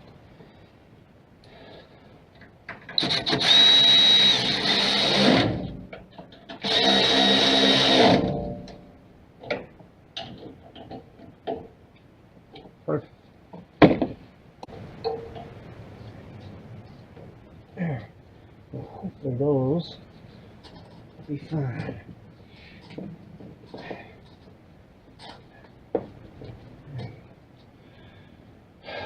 Alright, let's tighten these down. So that's tight enough.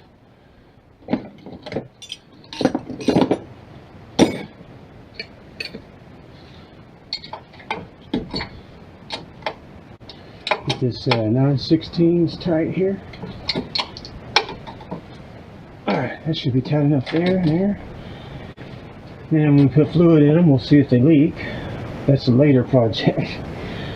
Alright, where'd my switch go? Right here. I'm guessing it goes on. Or is it broken? Oh yeah, it is broken. Alright, I'll have to get me another one of those pigtails so that I can use this. Okay. Alright, front, left front, right front. Rear brakes. Rear brakes. Where's your line at? Right here. Right.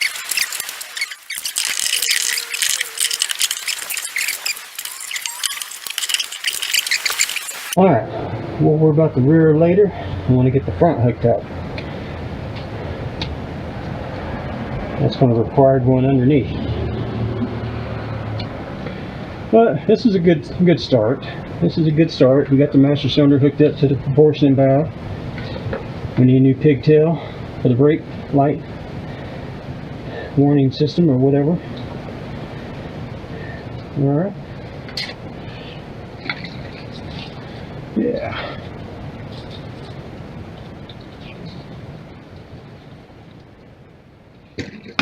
Alright. That's it for today, folks. That's all she wrote.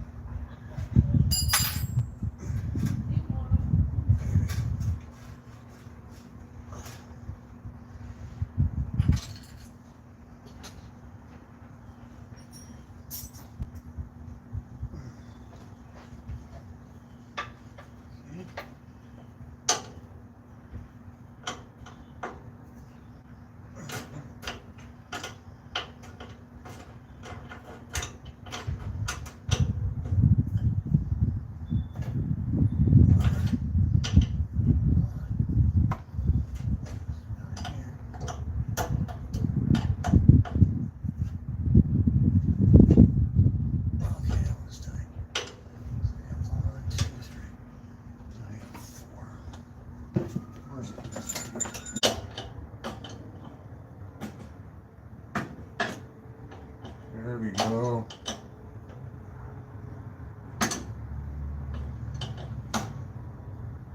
Oh yeah.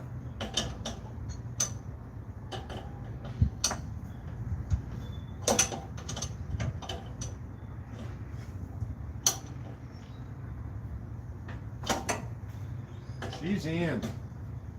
Alright. Good enough. Now then, I can do this. Hopefully that will. See if I can get that other brake bleeder broken loose. Freaking gravel.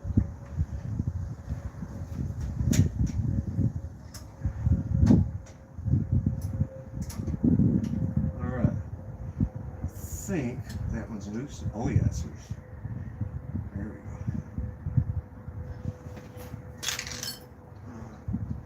go. Alright, so I got the front two readers loose. Let's go look at the back here. Alright, so the rear bleeder screws are a different size. Imagine that. Let's see if I can get that in there. I doubt it. I just gotta get this bleeder broken loose on here. I think it's a 10. Yep. Alright, it's a 10. There we go. No brake fluid coming out, but it's loose. Alright, let me go get the other side. Let me get in there and get that one broken loose.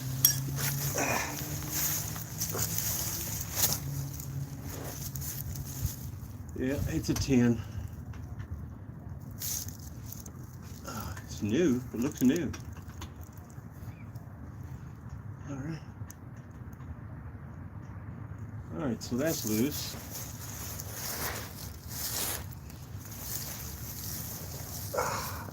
Alright, so all the brake bleeders are loose, all the brake lines are connected.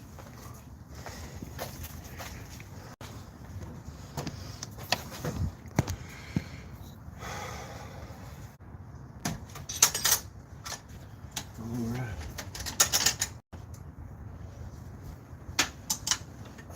Yeah. Alright, let's see what we got here. Oh yeah, dry as a bone.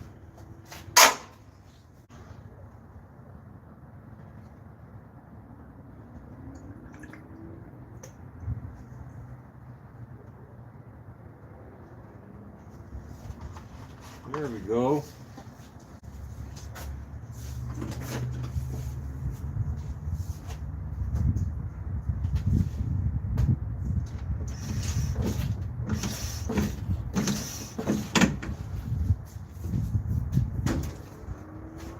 Alright, I pushed it like 3 times.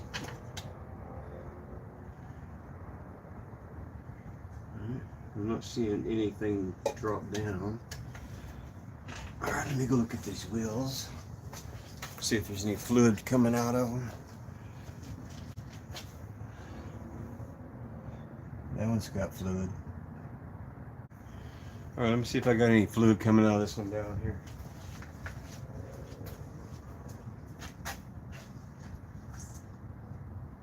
Yeah, a little bit.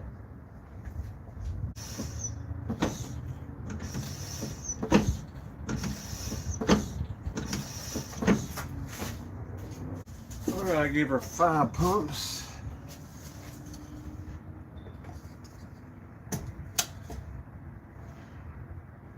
Can't hardly tell if it's coming out or not. Looks kind of still full. Come on, man.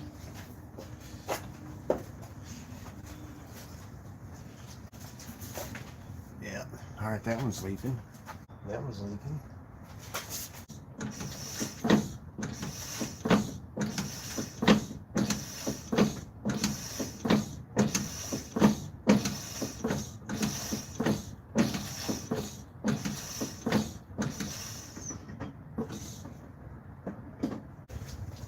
Yeah, I got fluid leaking now. You can see on the bottom down here. See by the tires? It's coming out of there. It's good. Good. I need to see fluid come out of that tire. That bleeder. I'm starting to get a pretty good brake pedal. Ah, I see some coming out of it. Yeah. I need to see a bunch more though.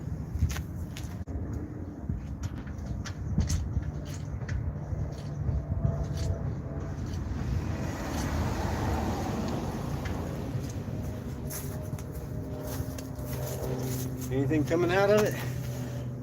Yeah, looks like it to me.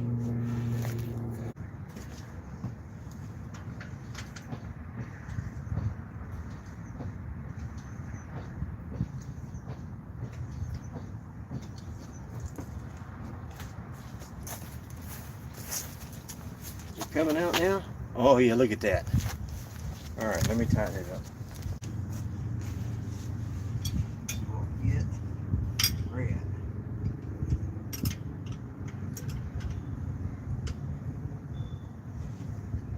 All right, that's tight.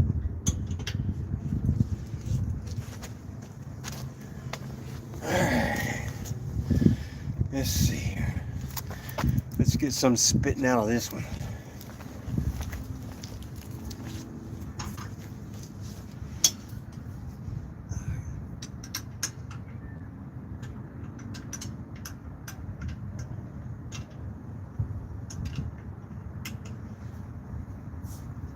There we go. Loose.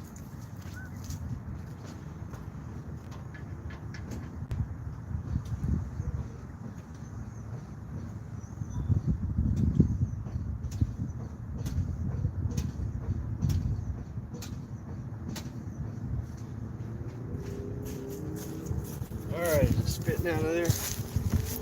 Oh yeah. I'm gonna tighten that one up.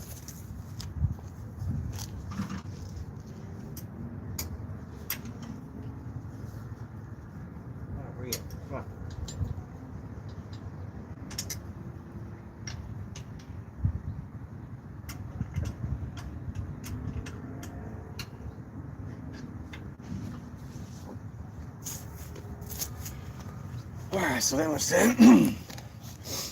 I've got fluid coming out of all 4 of them, so that's not a bleed.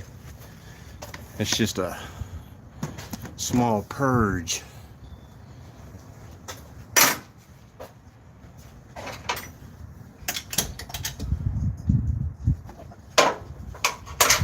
So that's the rear.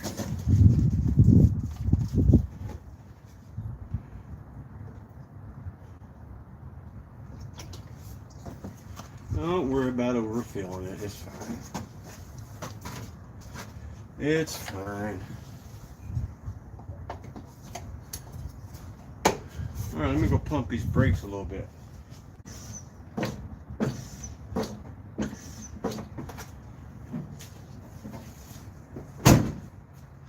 Alright, I got a brake pedal. That's probably good enough until I can bleed them later. Well, that pretty much covers the brakes. I don't see any leaks up here other than what I spilled out.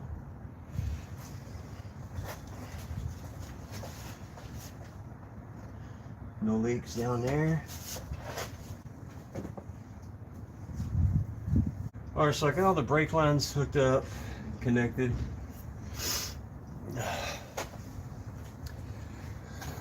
Alright. I've got all the brake lines hooked up. I got a partial brake pedal. I mean, they need to be bled properly, but I just kind of hillbillied it just so I can have some pedal. And it didn't go to the floor, so that's a good thing. I don't see any leaks on this proportioning valve right down here. Let's see if I can show you where that right there, that proportioning valve. That's where everything hooks up to from your master cylinder. Goes down the front brake lines, and then the rear is the rear brake line. Doesn't appear to be leaking other than what I spilled already. So next project is I got to clean the inside of that transmission a little bit. I got to take the seal out of it. See if you can see it down there.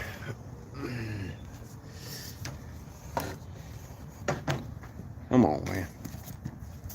There we go. There's the transmission there. I got to take the seal out and put a new seal in while I've got it out, while I got the motor out. And then I'll put the fill the torque converter up and put it in there. And then we'll start working on dropping this engine in. So one thing at a time. Brakes are done. That was my project for today, getting the brakes done. Or, you know, sewed up basically. But yeah, I got a seal. I've got a, you know, seal puller and all that, but I gotta get in there and clean all that up. And then yeah, that'll be another day. I'm tired. I've been working all day. But I appreciate y'all stopping in. Y'all have a good day. Bye now.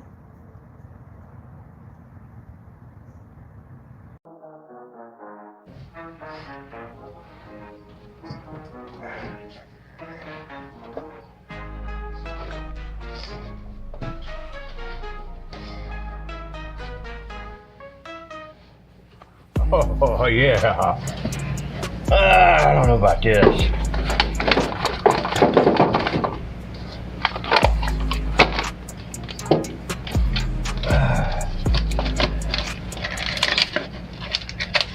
Couldn't find my old one, so I had to buy a new one. Can't believe it.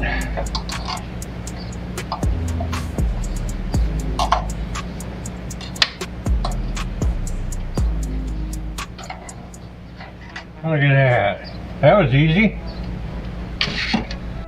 Champion, baby.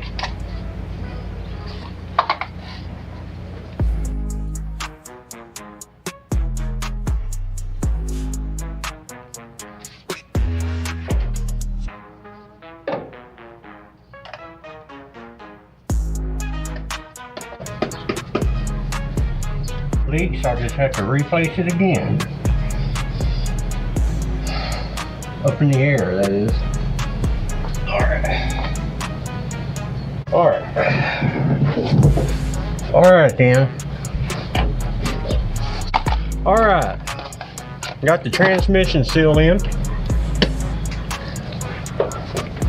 Now I need a torque converter in there.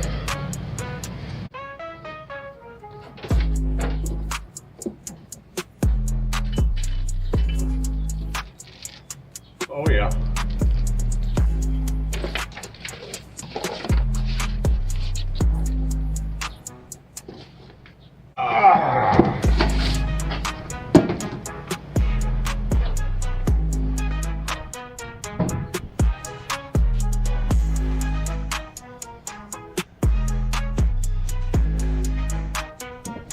All right, let's see if we can't get this Hughes 4325 converter in there.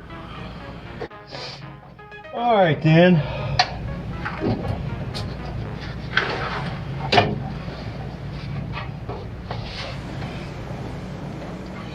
Here, you come with me, good buddy.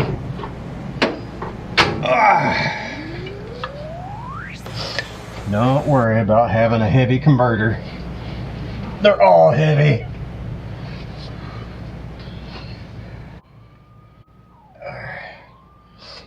Fake it. Oh yeah, that looks good. All right, let's do a dry fit.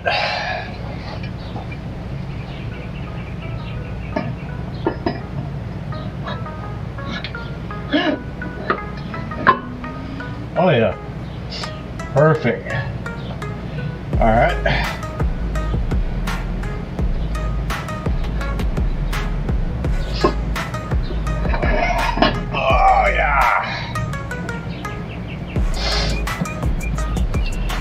All right, let's see if we can't put some fluid in it.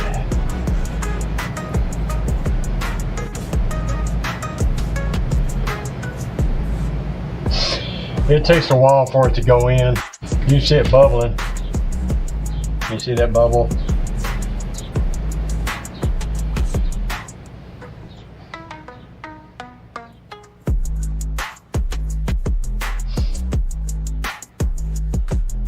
There you go.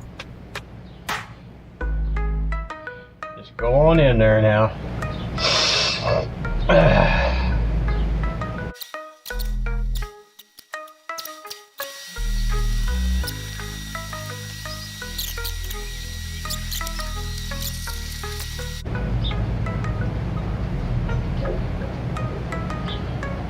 That's how I do it. I figured it'd take a lot more, the whole thing, but apparently not. All right, man. Let's see if we can get this on here and without spilling it all over myself.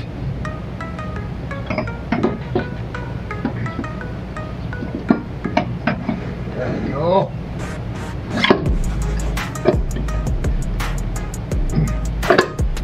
There we go. Didn't spill a drop. It's on there, baby.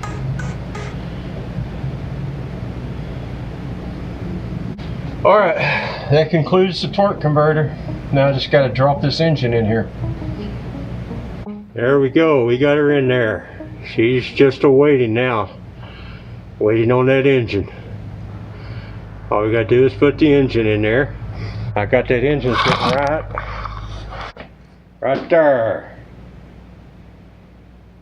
Alright, take off this 302 oil pump screen here, pickup tube screen assembly. It's the correct one, just not for the oil pan I'm using.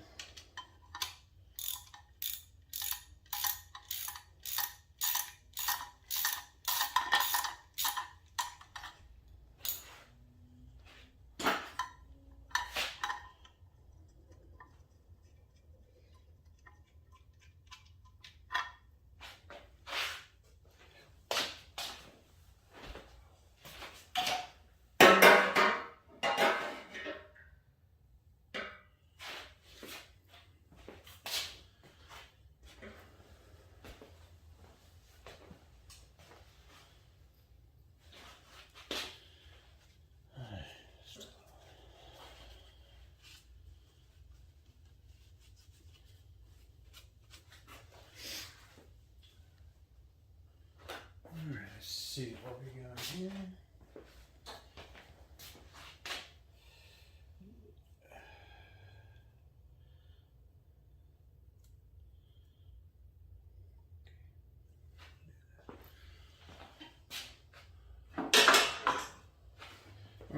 to clean this one up. This is out of a Ford Bronco. It's a lot different size compared to the other one.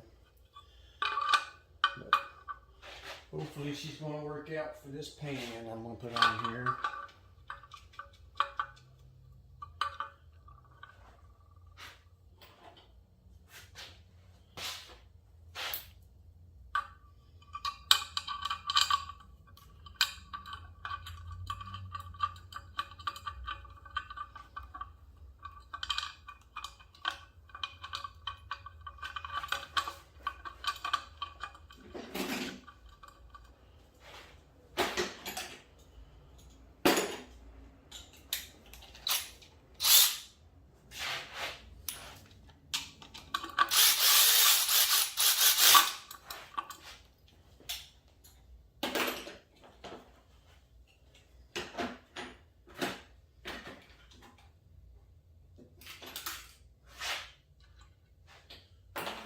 What did I do with that?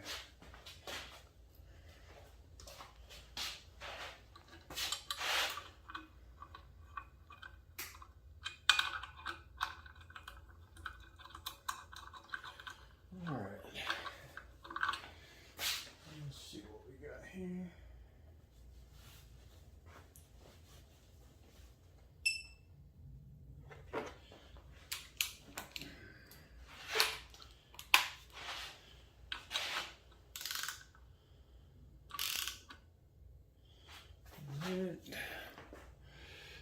Sorry we got cut off there.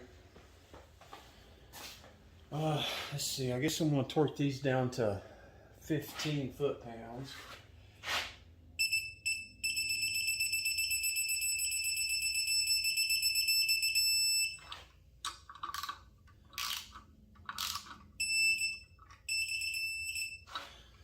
It's about as far as I like that.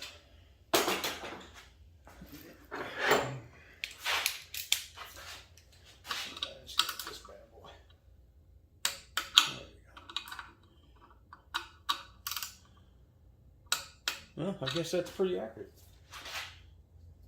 All right, let's move this on up to 30.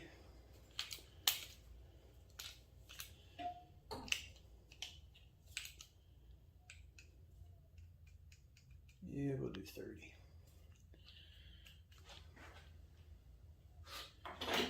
And this one.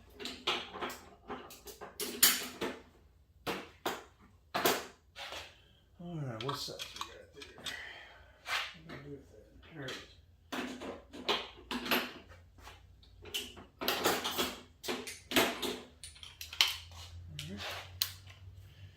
Let's see. We'll go up to 30 here.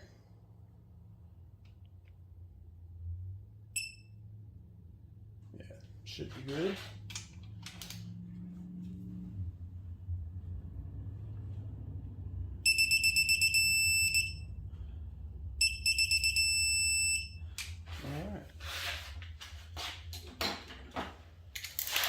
Let's see how close we are to 30 on that one.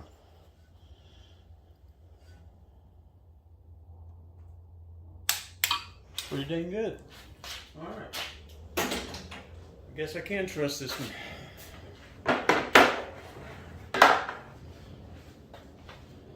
All right, moment of truth. Let's see if that oil pan fits there now.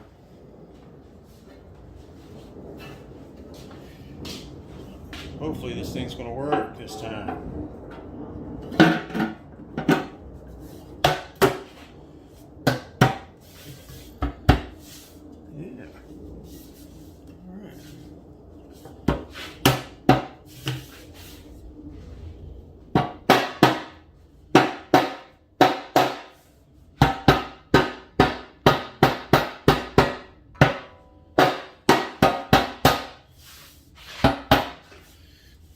Looks pretty good to me.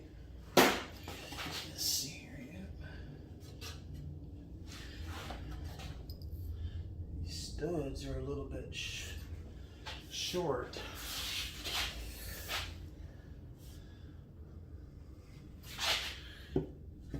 There we go.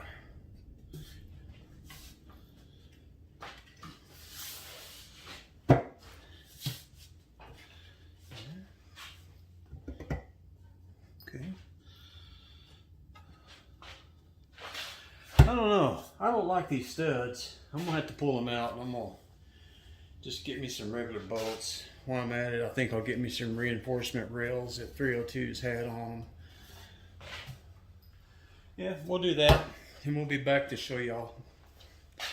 All right. What's up, folks? Thought I'd bring you along on this little motor mount installation. And get these bad boys put on. So I can forge ahead. Hopefully these are the right size.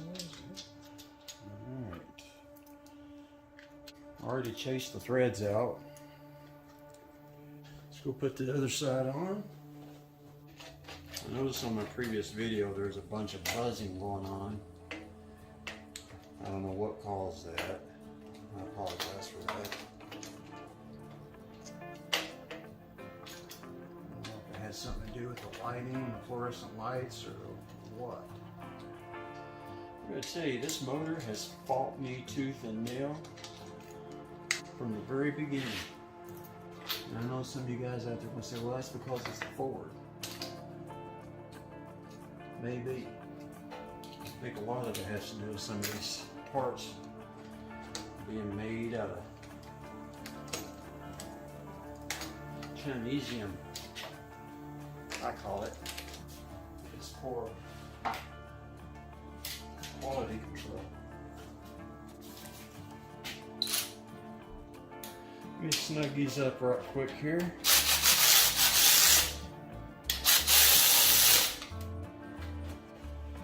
I love this Milwaukee ratchets. It's awesome. They're worth every bit of the money that they asked for them. Alright, I'm going to go 15 first round.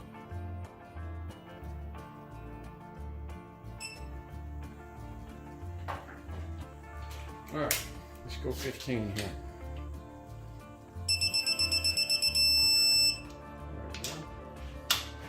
Pretty easy.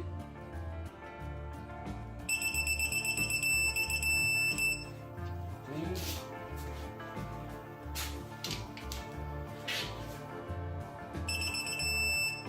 Clean.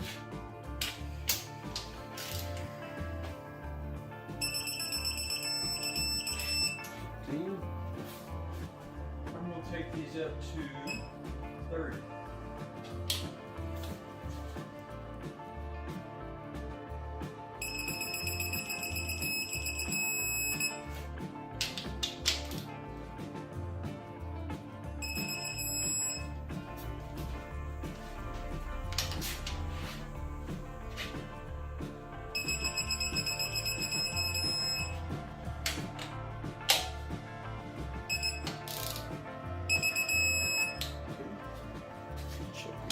Clicker.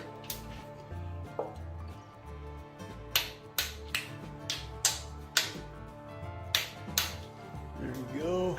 I don't know, can y'all see? I'm not very good at this YouTube thing.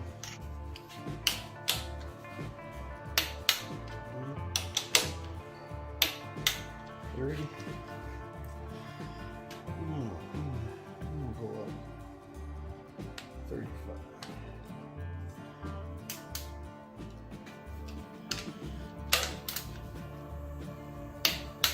Yeah, I like that better.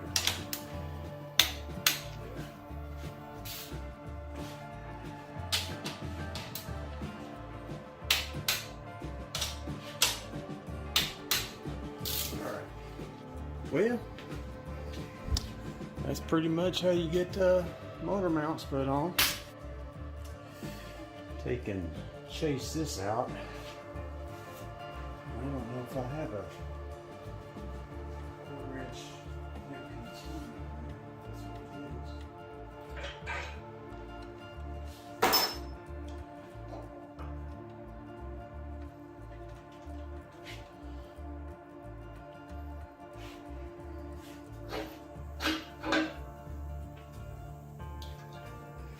Alright, here we're back working on this oil pan.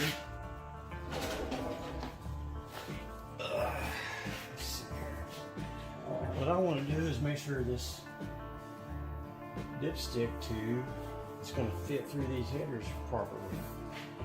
See what's up. You know what's up with that.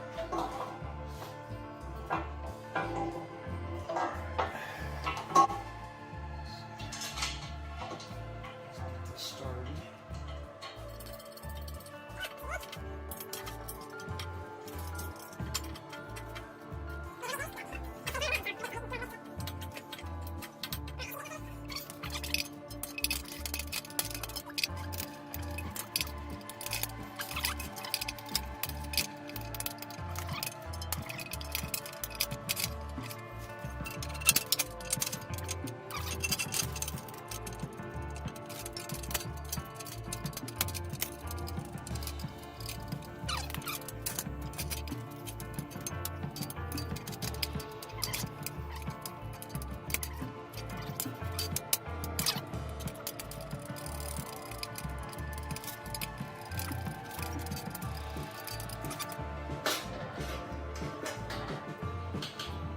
It doesn't fit the way I want it to anyway, so I think what I'm going to do is get me a flexible one and put on there.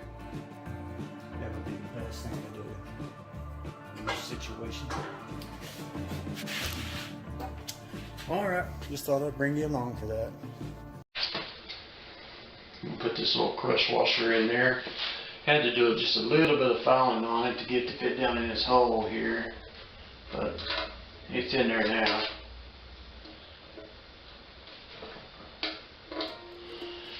That'll help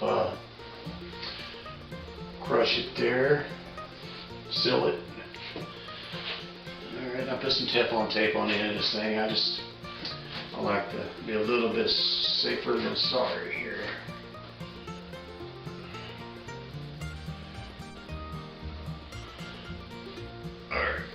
Surprised it went on as easy as that.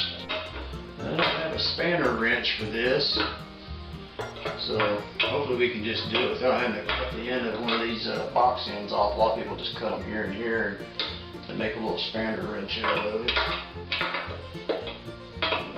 Just going to try to tighten it up the best I can with just an open end wrench.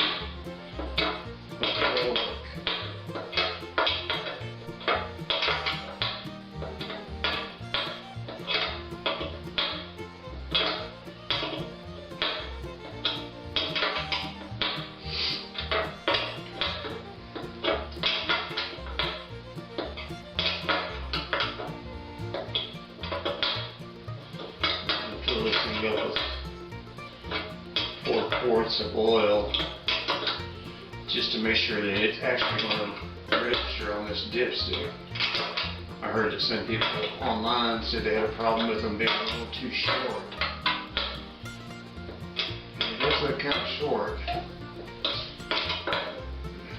As long as it registers 4 quarts on here, I'll be happy.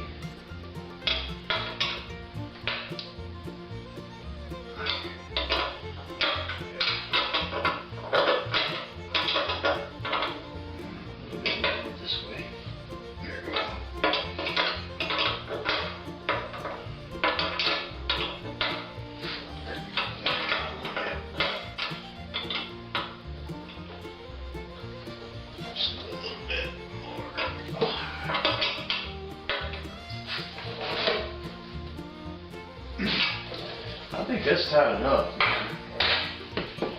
I mean, to me, if that's not tight enough, then won't be issues.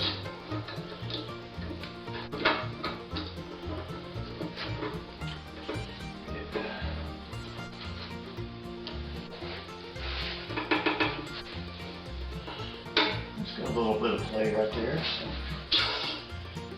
Get a little bend there.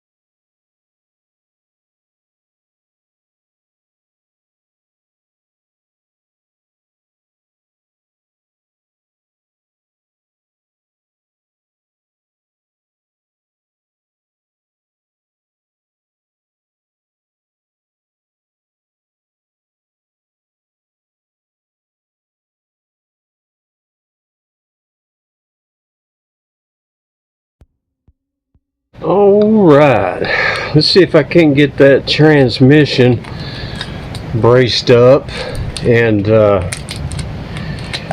get this chain and rod out of here. Alright, let's see if I can get that thing jacked up. There we go.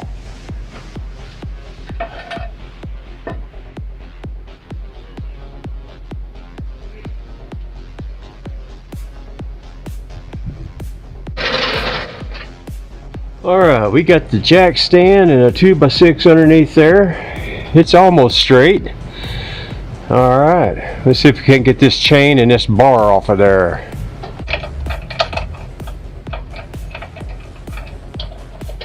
Alright, I don't think I even need a wrench.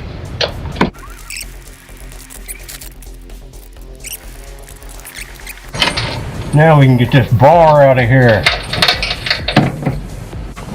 Oh yeah.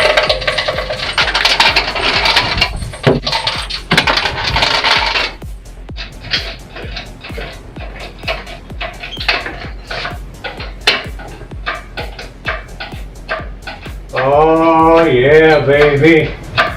That's what I'm talking about.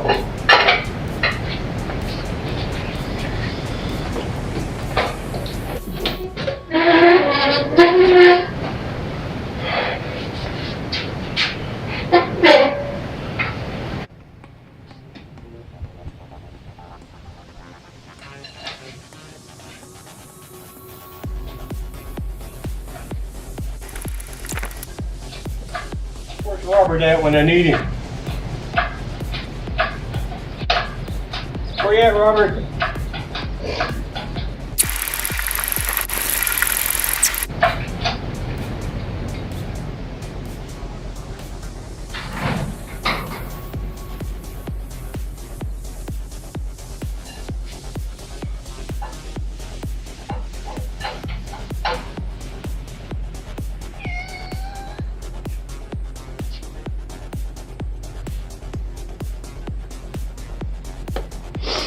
I don't know, that might go in.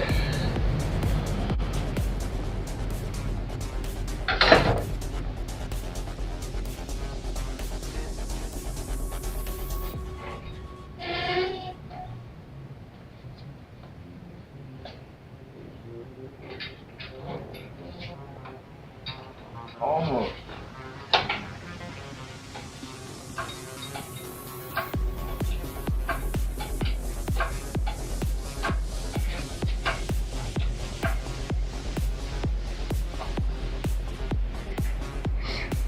Yeah, let's get you a different viewpoint. How about that? How about that?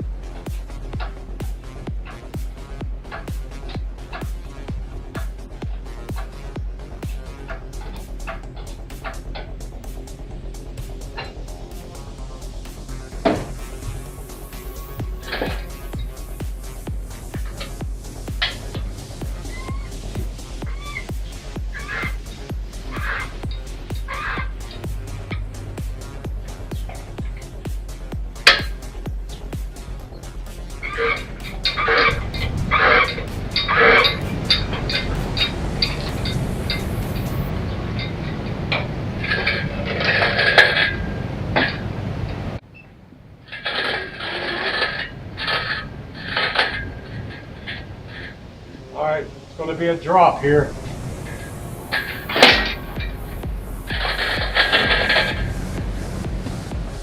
Where's Robert at when I need him?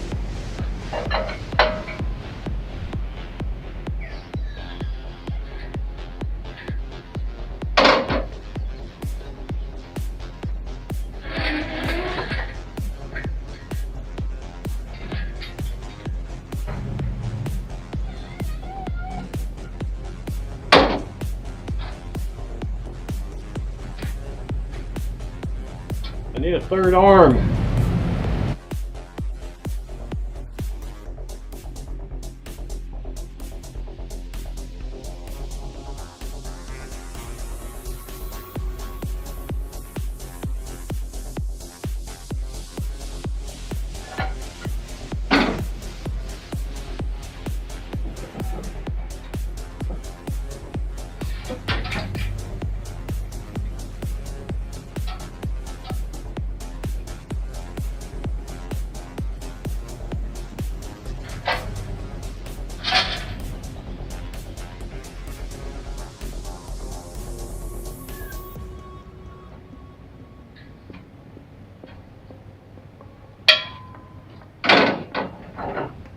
Let's go, Buzzer. Get over here and help me. Over there slacking and lurking.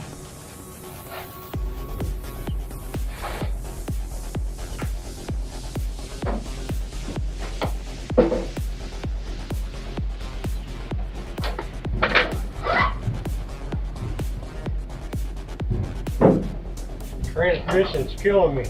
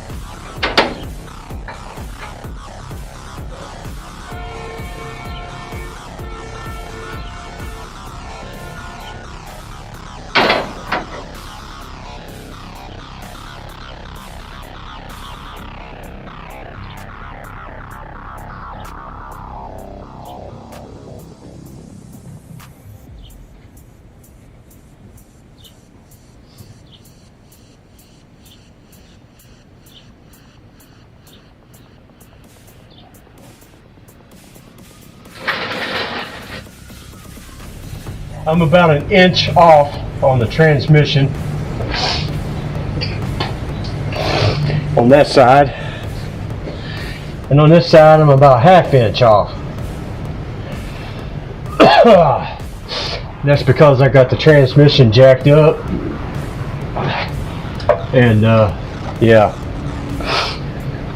I just got to lower that transmission down a little bit, get it down in there. You can see where the starter goes. Can you see where the starter goes down there? The bolts are off just a little bit. You can see we're about an inch away. It needs to be lowered. Once I lower it, it'll line right up. Got the mounts right in there. Yeah, it's going to get an electric fan and a transmission cooler. I got to move that dipstick out of the way too. It's right there by the spark plug. This, you get these two bolts out so that I can put some lock washers on.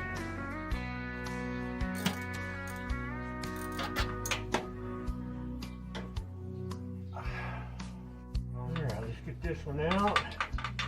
There we go, right there. Let me get a lock washer. So what I got is a 7/16 grade 8 lock washer. Now let's put this one back in. I'm just going to snug it. Just want to snug it up. I don't want to over tighten it or torque it down. Just keep it from moving. Alright, let's take this other one out. Dang, who put that in there? I don't remember doing that. Oh. Alright, let's get this one out. And we'll put a lock washer on it. There we go. Lock washer. I call them a lock washer. Some people call them a split washer. Some people call it a geyser bead.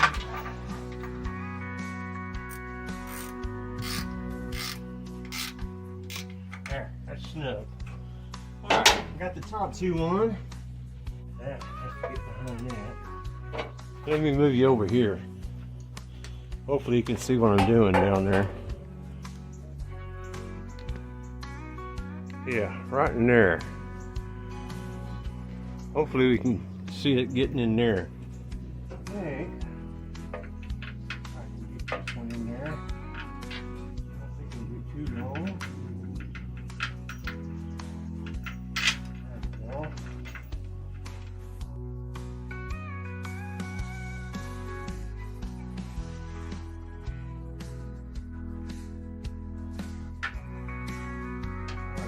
Nice and snug.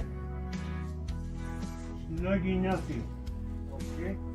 Now I need to tighten up the bolt that holds the dipstick to the block. Alright, where you at? Where you at? Oh yeah, I see it. It's right in there. It's right in here.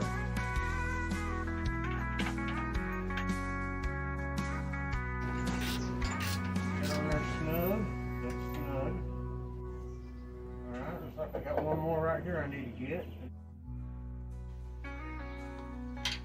Alright.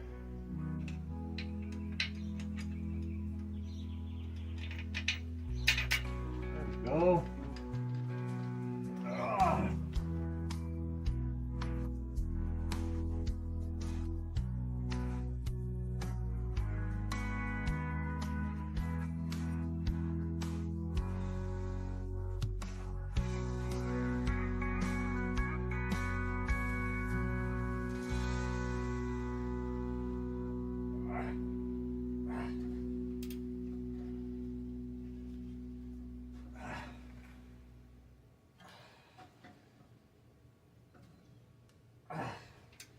Alright, that's on there. We got all 6 of them on there. I just got to put the motor mount bolts on. I don't have the torque converter pulled to the flex plate or bolted up. I'm going to leave it unbolted until I get the motor running. But I definitely want to put the motor mounts in there. Alright, so the motor mount bolts are 3/4 inch and they look like this right here. And I'm not putting a lock washer on there because these washers are concaved and it should pull right up against it and keep it there without the need of a lock washer. Let me see if I can get underneath there. Right there.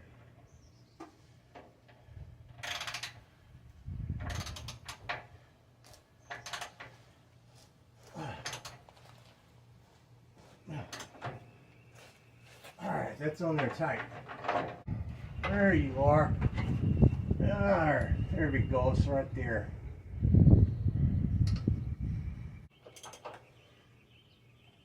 Alright. That is is on there. I got the 6 bell housing bolts snugged up real good to the block. I got the 2 motor mount bolt nuts on. Got them nice and snug. I gotta look up the torque specs to all of that and make sure I torque it down properly. I'll do that later. Right now it's tight enough to where I could. And I got the bell housing, the torque converter, I got it pushed all the way back. I didn't pull it out and attach it to the flex plate yet. I'm gonna just leave it off. Leave it pushed back for now. That way I can fire it over and, you know, prime it. I gotta prime it through the distributor down the shaft of the hole there and get the oil primed up real good. I'll probably do that for a couple minutes just to get that oil circulating through there. And I'll put the carburetor on, hook up the distributor wire and starter, neutral safety, and then yeah, put the carb on, see if we can't fire her up a little bit there and get her running, make sure it ain't gonna leak oil everywhere. And then if it won't leak oil, then yeah, we can plumb it out with the water and make sure it don't leak water.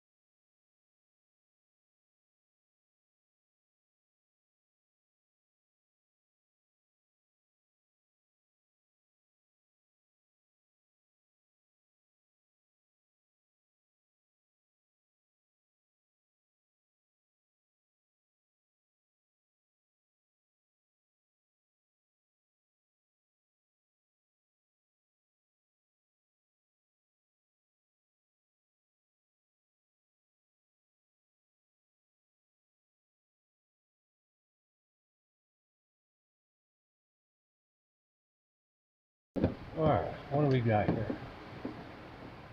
What are you doing?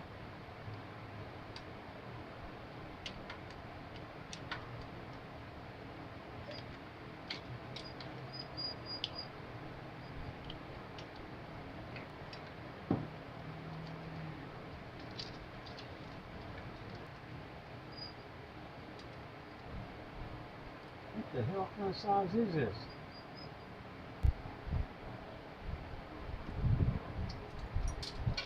Oh.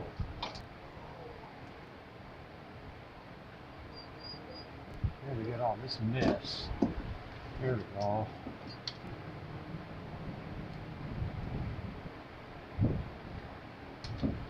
I already broke it.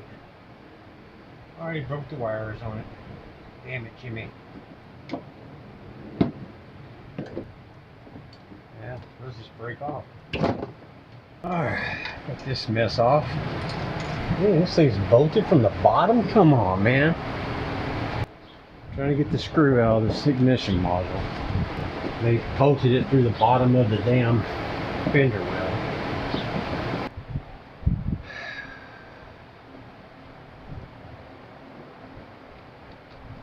There we go.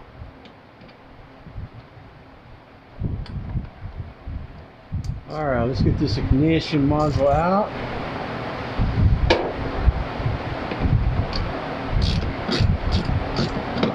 There's one of the bolts. 11:30 seconds.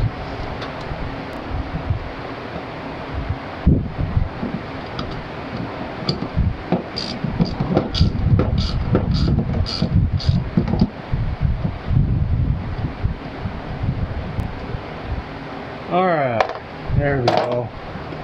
Now we're loose.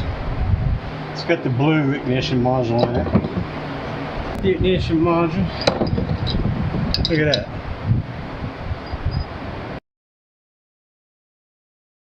That's why I'm replacing it. And I'm gonna have to cut these, I guess. I got some new one of these. Here we've got our distributor plug and we got our coil wire. The coil is going to run all the way over here. Yeah, snap in. Distributor, it's going to snap in right there. Okay. Alright. Now we got a 4 plug, which is this one that I need to put back on there. I don't care if it destroys it. I just want it out of there.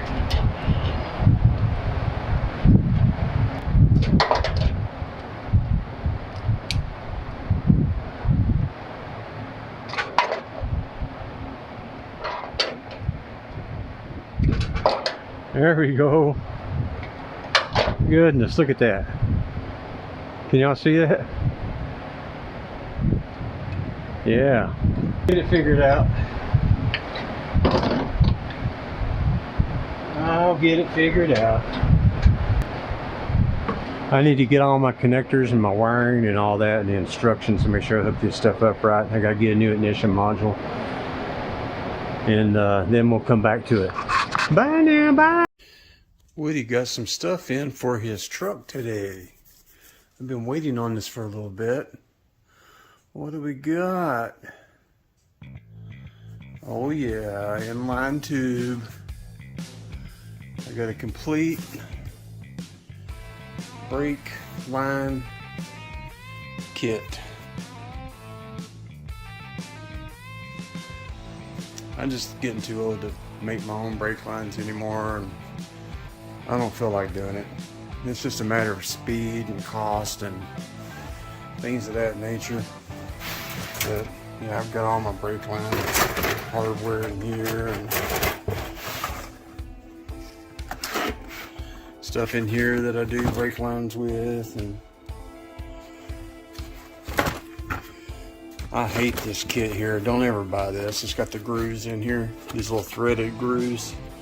They don't do anything but damage your stuff. Pipe cutters. This one here is what I like. If you're going to do your own. These work great. Take the handle off, put it in a vise. It works real well. Boss Hog. Oh yeah. I don't know why I still have that kit, but I just can't throw anything away.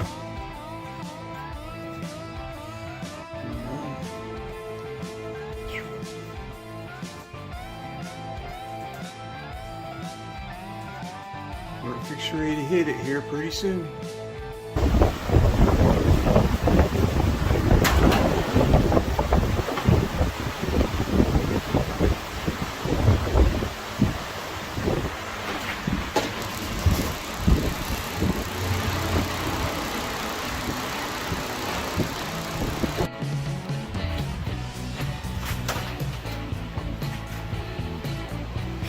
Alright folks, it's 106 degrees out here. speed index anyway. I'm gonna try to get this transmission supported, so I can pull the jack stand out. That way I can push this thing in the garage so I can work on it.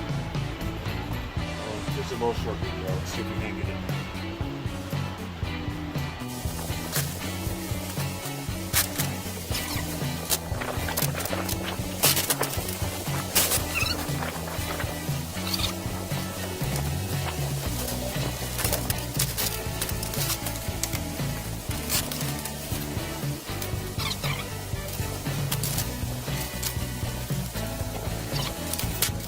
All right, let's see if I can get that transmission jack stand out of there.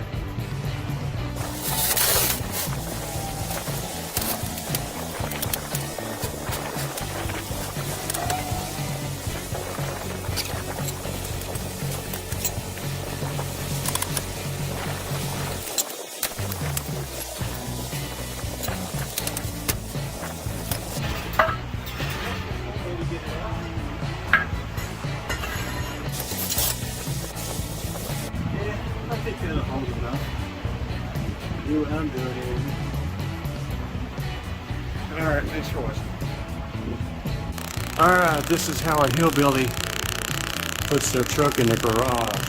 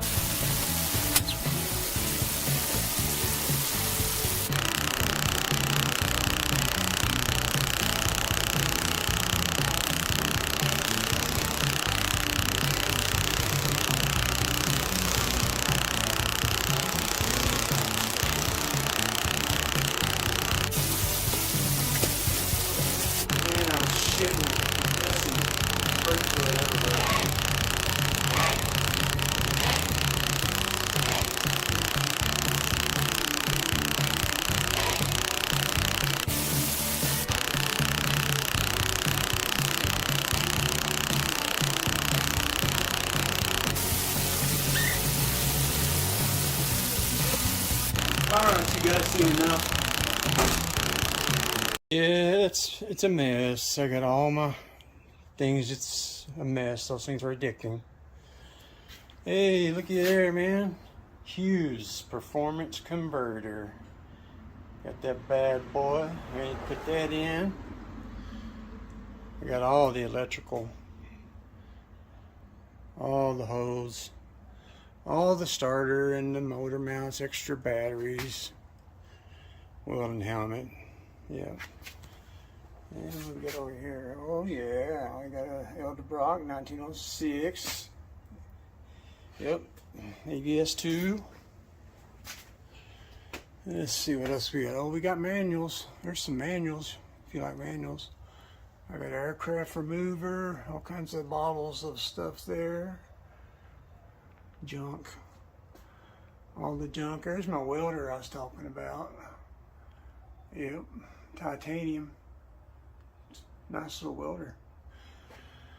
Yeah, I got zip ties for days. Nuts, bolts, horns. I got horns. I got freaking Duraspark 2 ignition harness. That's going in there. Yeah, I got some cheap gauges here. Yeah. Oh yeah. What else we got? Oh, we got header exhaust wrap. Plenty of those. Bastard. Let's see what else we got in here. Junk. Oh, look at all the electrical components for my truck, brand new. Gonna put all that in. Look, what's that? Oh, it's a Holly gasoline or diesel, Mighty Might. That'll work. O2 sensor hookup for headers. Yeah, there's all kinds of stuff in here. What's this? I don't know what that is. Whatever it is, it's a Holley high performance something or another. I forgot what it was. Might be my fuel filter. Let's open it up.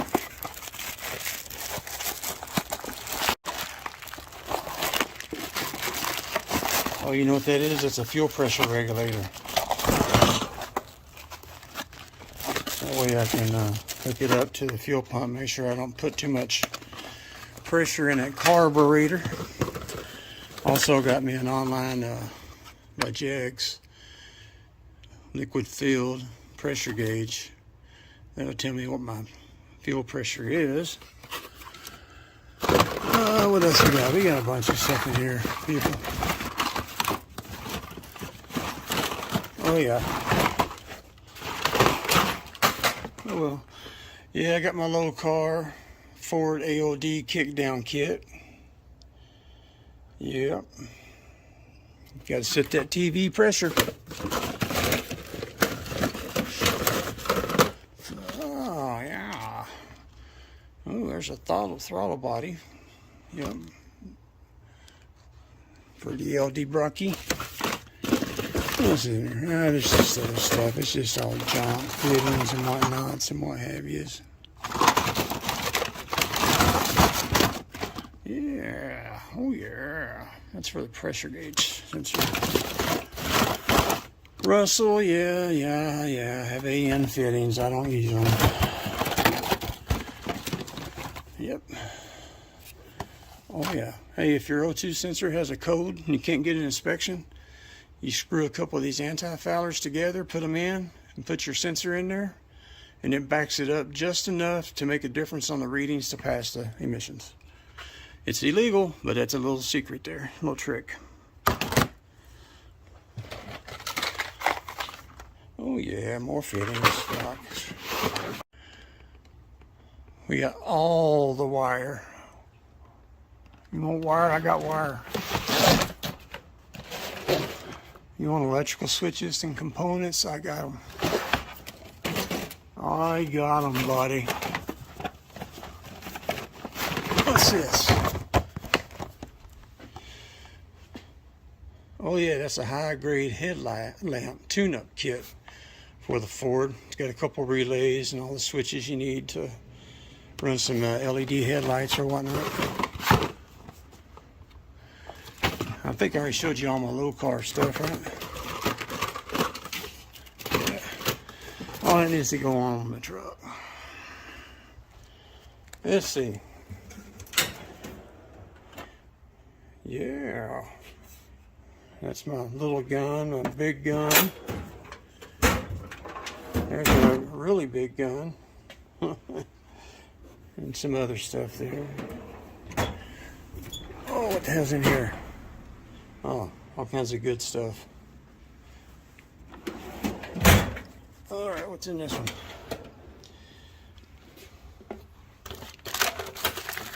Gotta have an infrared.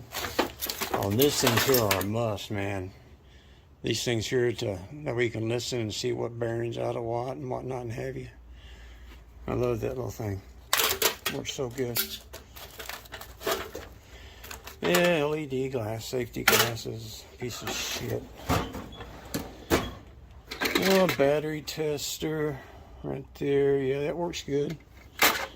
What's this? Steering wheel puller. Yeah, I got one of those. Same rig. Ooh, I got something else in here. What's that? Oh, harmonic balancer kit. Yep. You got a Ford. You need this one. Instead of using a screwdriver on the solenoid, you hook this up to your solenoid and you can just bump it over. Gotta have that. What's this? Oh, a little analog meter. Now these are better than digital when you're looking for small differences in voltage. I always use these. Back belt for when my back says it's hurting. Alright, what do we got in here? Oh yeah, air hammer. I got all the air hammer stuff. There's another pulley installer kit. All the headphones. Let's see what I got in here. Oh yeah, that's my Power Probe 3. I love that little monster. Ray, yeah, Ray's my name.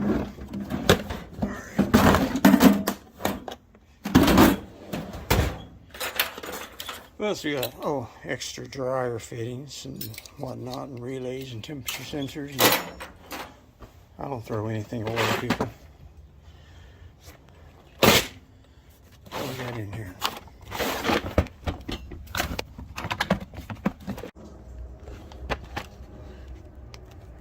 Oh, these are just headlights and fuses and bulbs and relays and all that good stuff. Those relays, man, I pull them out of all the vehicles I have. The used ones that I sold and whatnot, or the ones I sent to the dump. I pull everything out. They all cost money.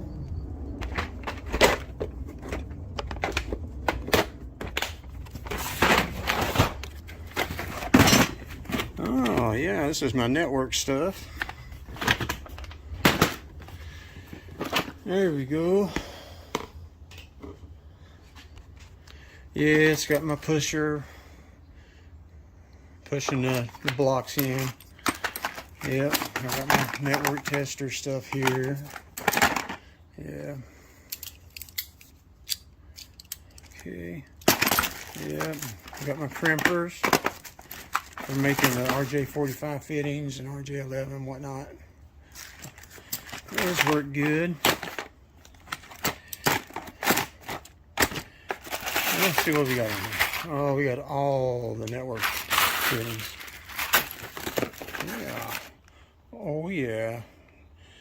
That is, I think, my BNC or cable. I think it's the, yeah. And then I got all the fittings to make, you know, whatever I need to make. Tester stuff or cable. Oh, that's just a jack. Yeah, I got all kinds of stuff in another box too, but anyway, junk.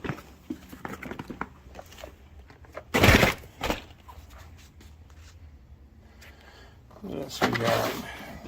Bolts and nuts. What's in this one?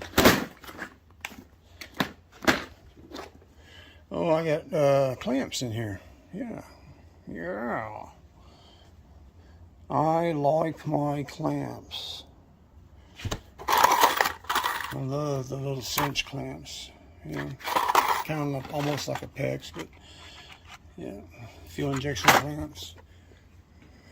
Fucker.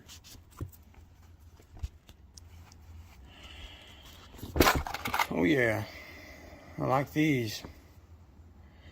They don't dig into the rubber like a worm clamp. Anyway,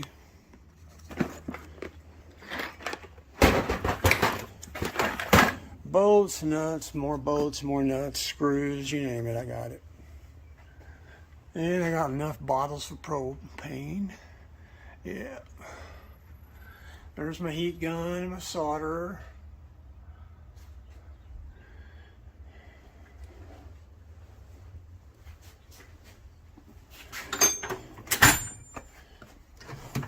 Oh yeah. All kinds of stuff in here too. You ever seen one of these? This is a True Blue, yep, ESR tester. And this, what this does is it checks the capacitors. Lets you know if your capacitors are bad.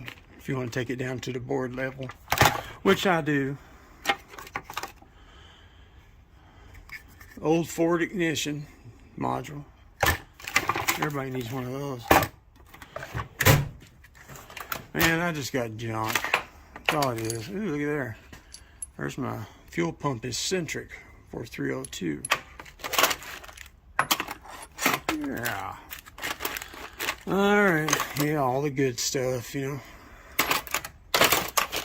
All the good stuff. There's my 123 block. I use that for wood. Got another one in here. What What else we got? Oh, keyhole bit. Yep, that's for making some track stuff. I'm gonna work on that later. There's your ignition tester, spark tester. Comes in handy. Oh, this door here is just a mess, man. I need to clean it up.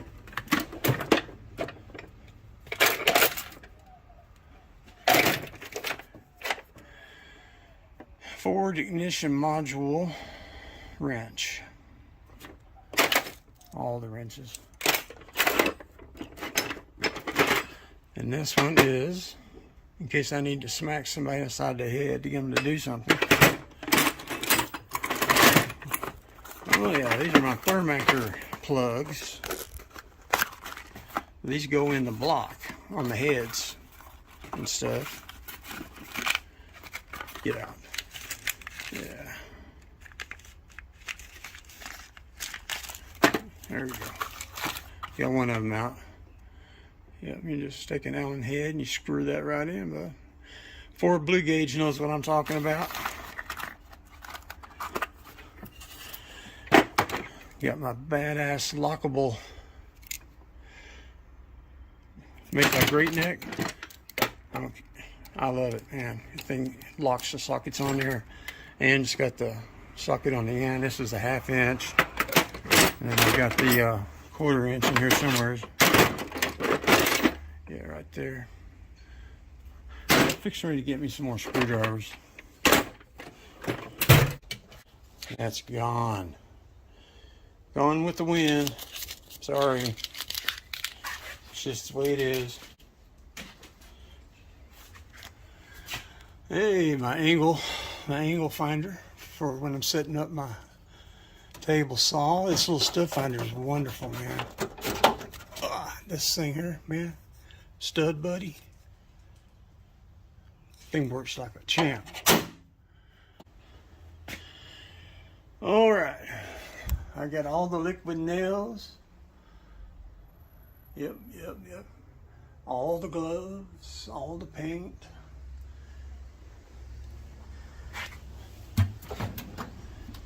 More junk. All the wrenches. And the torque wrenches. And over here I got them standing up.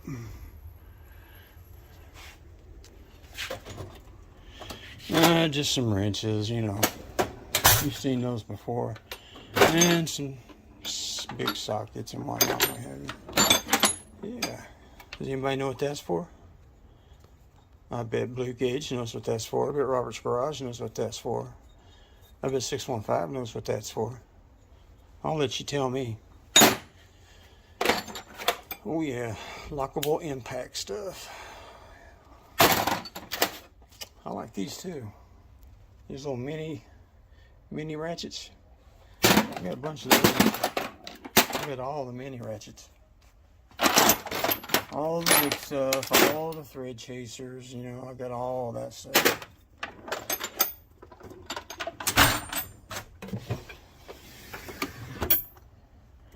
All the stuff.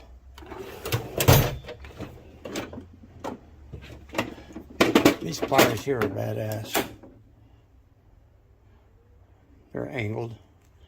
They're really cool. They work real well. They fit real comfortable. And these, yeah, buddy, guaranteed for life. These are called Parrot pliers. Got them at Duralast. I got them at AutoZone. These things are great, man.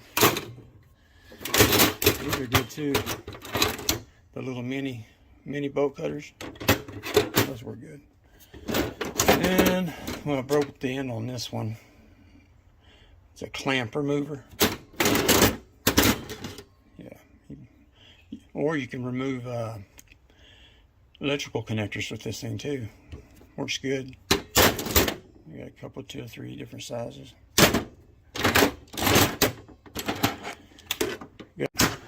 Got all the Craig clamps. This is for doing a lobotomy. Just stick it on your head and you're done. Toyota. Let's see, that's about it, guys. Yeah, my level, my gloves.